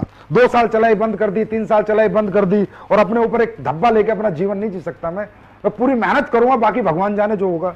तो मेरी वाइफ ने कहा ओके, पहले तुम कहते थे जब तुमने नेटवर्किंग शुरू करी डार्लिंग 3 साल की बात है, फिर पैसिव इनकम। अब 7 साल हो गए थे, फिर बोलते डार्लिंग 3 साल की बात है, पैसिव इनकम। अब उस टाइम पे हो गए थे महिपाल जी 2014 में मुझे 7 साल, सारा टाइम मिला के बोला अब पैसिव इनकम, अब तो साथ रहो, 7 साल से तो आप मेरे साथ नहीं हो। मैंने कहा बस 5-6 साल और दे दें फिर पैसिव इनकम, एक डेट और दे दी। तो उसके बाद से हमने कंपनी दिल्ली खोली, क्योंकि दिल्ली में ट्रांसपोर्टेशन अच्छा था, लोगों का रीच ऑफिस के लिए अच्छा था, सुविधाएं अच्छी थी। और उसके बाद ना मुझे दिन रात काम करने का मौका मिल गया। और मुझे ही नहीं, मेरे साथी जो डायरेक्टर है अमित जी और मामचंद जी, इनके 20 बच्चे भी छुड़वा दिए। मगर बेटा तुम भी अपने 20 बच्चे दूर रखो, 3 साल तक तो कोई 20 बच्चे लाएगा ही नहीं कम से कम। हर आदमी रात के 2-2 बजे तक काम करेगा, 4-4 बजे तक काम करेगा, दिन रात काम करेगा। बीवी को बोला अब जिम्मेदारी तुम संभालो, हम कंपनी संभालते हैं। तो थैंक्स टू ऐसा परिवार, ऐसे बीवी बच्चे भाई, जिसकी वजह से आज मैं दिल्ली में रहता हूं सर। महीने में 1 दिन अपने घर जाता हूं। पिछले 6 साल से ये हालत है, कभी कभी 3 महीने में जाता हूं। तो मैं तो थैंक यू करूंगा मेरी फैमिली को। आज बहुत सारे लोगों ने अपना जिंदगी, अपना कैरियर एसलीपीएस वेलनेस के साथ लगा रखा है। एसलीपीएस वेलनेस के फाइटर के लिए कोई मैसेज देना चाहेंगे? हाँ, एसलीपीएस के फाइटर्स, आपके लिए मेरा सबसे अच्छा मैसेज ये है कि हम अच्छे प्रोडक्ट अभी कुछ लॉन्च करने वाले हैं आप सबके लिए। आप लोग दिल से, निष्ठा से, ईमानदारी से काम करें, अपने मन में नेगेटिव क्वेश्चन ना आने दें। इसलिए आज मैं आपके सामने बैठा हूं रूबरू, भाई नेगेटिव क्वेश्चन ना आने दें। अगर कोई भी नेगेटिव हो ना, कभी भी मुझसे पूछे, महिपाल सर से पूछे, किसी से भी पूछे, खुद को नेगेटिव ना होने दें, क्योंकि नेगेटिव आदमी पॉजिटिव जिंदगी नहीं जी सकता। शारीरिक दुख दे खुद को, शारीरिक खूब मेहनत करें, मानसिक सुख तभी मिलेगा। आप लोगों के पास जाते, लोग आपके पास नहीं आते। एक बंदे का एक सवाल आया था कि सर लोग नहीं आते, मैं भी पढ़ रहा था, हम लोगों को समझाते भाई नहीं आएंगे। जिन लोगों को, सालों को लिपस्टिक लगा के पूरे दिन कुर्सी पे बैठने का शौक है ना, एसी की हवा में, वो लोग नहीं आएंगे। जो परिवर्तन कर सकता है, तड़प सकता है, धूप में तप सकता है ना, वो नेटवर्किंग करता है। एक बात बता देता हूं, नेटवर्किंग खेल नहीं बच्चों का, तेल निकल जाता है अच्छों का।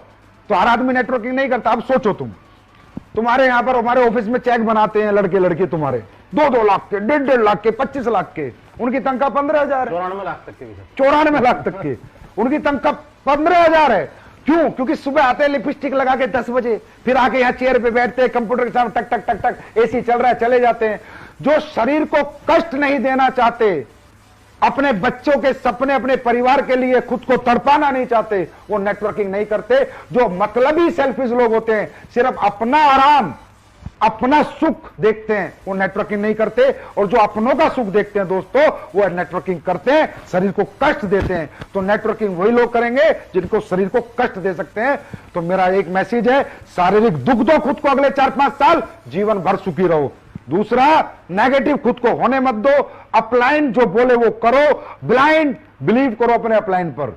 और हिंदुस्तान में नहीं, मैं पूरे विश्व की गारंटी लेता हूं, बेस्ट टॉप लीडरशिप एसलीपीएस के पास है। और उसके बाद आपके लिए हम एक प्रोडक्ट ये बना दिया, वायरल डॉक, एक अच्छा प्रोडक्ट बनाया आपके लिए, जो अभी कोरोना काल चल रहा है उसमें काफी इफेक्टिव है, काफी फायदा, हाँ काफी फायदा देगा लोगों को। वायरल डॉग है, वायरल डॉक बहुत फायदा देगा लोगों को। भगवान ने चाहा तो जो इसे पिएगा उसको वो वायरस हो ही ना, ऐसा हो सकता है, बाकी ऊपर वाला चाहेगा। बहुत मेहनत करी है, तभी 3 महीने में निकाल पाया हूं। इस पे R&D बहुत हुई है, बहुत मेहनत हुई है। और अच्छे नए प्रोडक्ट हम आपके लिए लेके आ रहे हैं।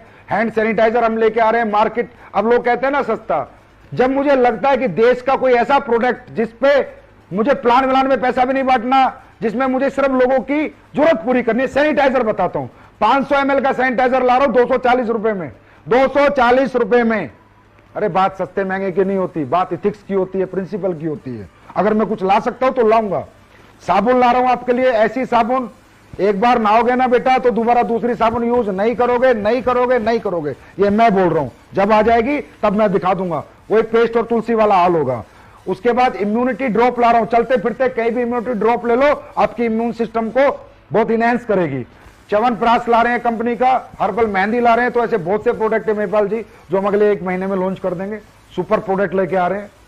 और दूसरा, हम लोग अभी 15 जुलाई से और 15 अगस्त तक एक मुहिम चला रहे हैं कि जितनी भी 27 SP की आईडी, चाहे कंपनी से ग्रीन हो चाहे अपना फ्रेंचाइजी से ग्रीन हो, सबको 2 सर्जिकल 3 प्लाई मास्क हम फ्री देंगे। हाँ फ्री। और 52 SP पे 3 मास्क फ्री देंगे और 100 SP पे 5 मास्क फ्री देंगे। ये फर्स्ट परचेज में भी और रीपरचेज पे भी। और फ्री देते जाएंगे 15 जुलाई से 15 अगस्त और 15 अगस्त से 15 सितंबर तक।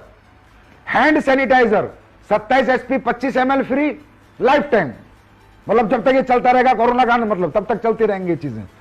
52 SP 50 ml और 100 SP को 100 ml हैंड सैनिटाइजर 15 अगस्त से 15 सितंबर तक फ्री देंगे। फिर 15 सितंबर से 15 अक्टूबर तक मास्क फ्री देंगे। फिर 15 अक्टूबर से 15 नवंबर तक सैनिटाइजर फ्री देंगे। फिर 15 नवंबर से 15 दिसंबर मास्क फ्री देंगे। फिर 15 दिसंबर 15 जनवरी तक सैनिटाइजर फ्री देंगे। वो इसलिए क्योंकि जरूरत है लोगों को। सर एक लास्ट सवाल रह गया मेरा, और बहुत खूबसूरत सवाल है। आलोक शर्मा जी उन्होंने पूछा है, आज युवा ही देश का भविष्य है, आने वाले टाइम में देश कहां जाएगा ये आज के युवाओं पे निर्भर करता है, उनकी सोच क्या है और किस सोच के साथ, क्योंकि बनाने वाले वही है। आलोक शर्मा जी ने ये पूछा है सर कि क्या कोई स्टूडेंट डायरेक्ट सेलिंग में अपना करियर लगा सकता है और वो अपना फ्यूचर शेप समझ सकता है? मैं ये कहता हूं कि स्टूडेंट को ही लगाना चाहिए, स्टूडेंट को ही जरूरत है। क्योंकि आज का जो एजुकेशन सिस्टम है वो आपको पता है किस तरीके से है, कैसे चल रहा है। स्टूडेंट का भविष्य पूरी जिंदगी उसके सामने पड़ी है। अरे आज 40 साल का आदमी कैरियर लगा रहा है ना, वो कैरियर नहीं है, वो तो बेचारा ठीक है, जो 20 साल बच रहे थोड़ा ठीक ठाक जिंदगी जीने के लिए आ रहा है। एक स्टूडेंट को कैरियर लगाना चाहिए। स्टूडेंट की एनर्जी, स्टूडेंट का टैलेंट, स्टूडेंट की क्रिएटिविटी, स्टूडेंट की मेंटलिटी, स्टूडेंट का पैशन, स्टूडेंट के पावर, स्टूडेंट के पास जो कुछ है, जो हमारे युवाओं के पास है, वो बूढ़ों के पास थोड़ी होगा।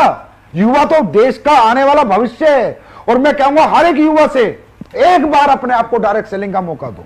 मैं नहीं कहता बार बार, एक बार मौका दो, एक बार 6 महीने टिको।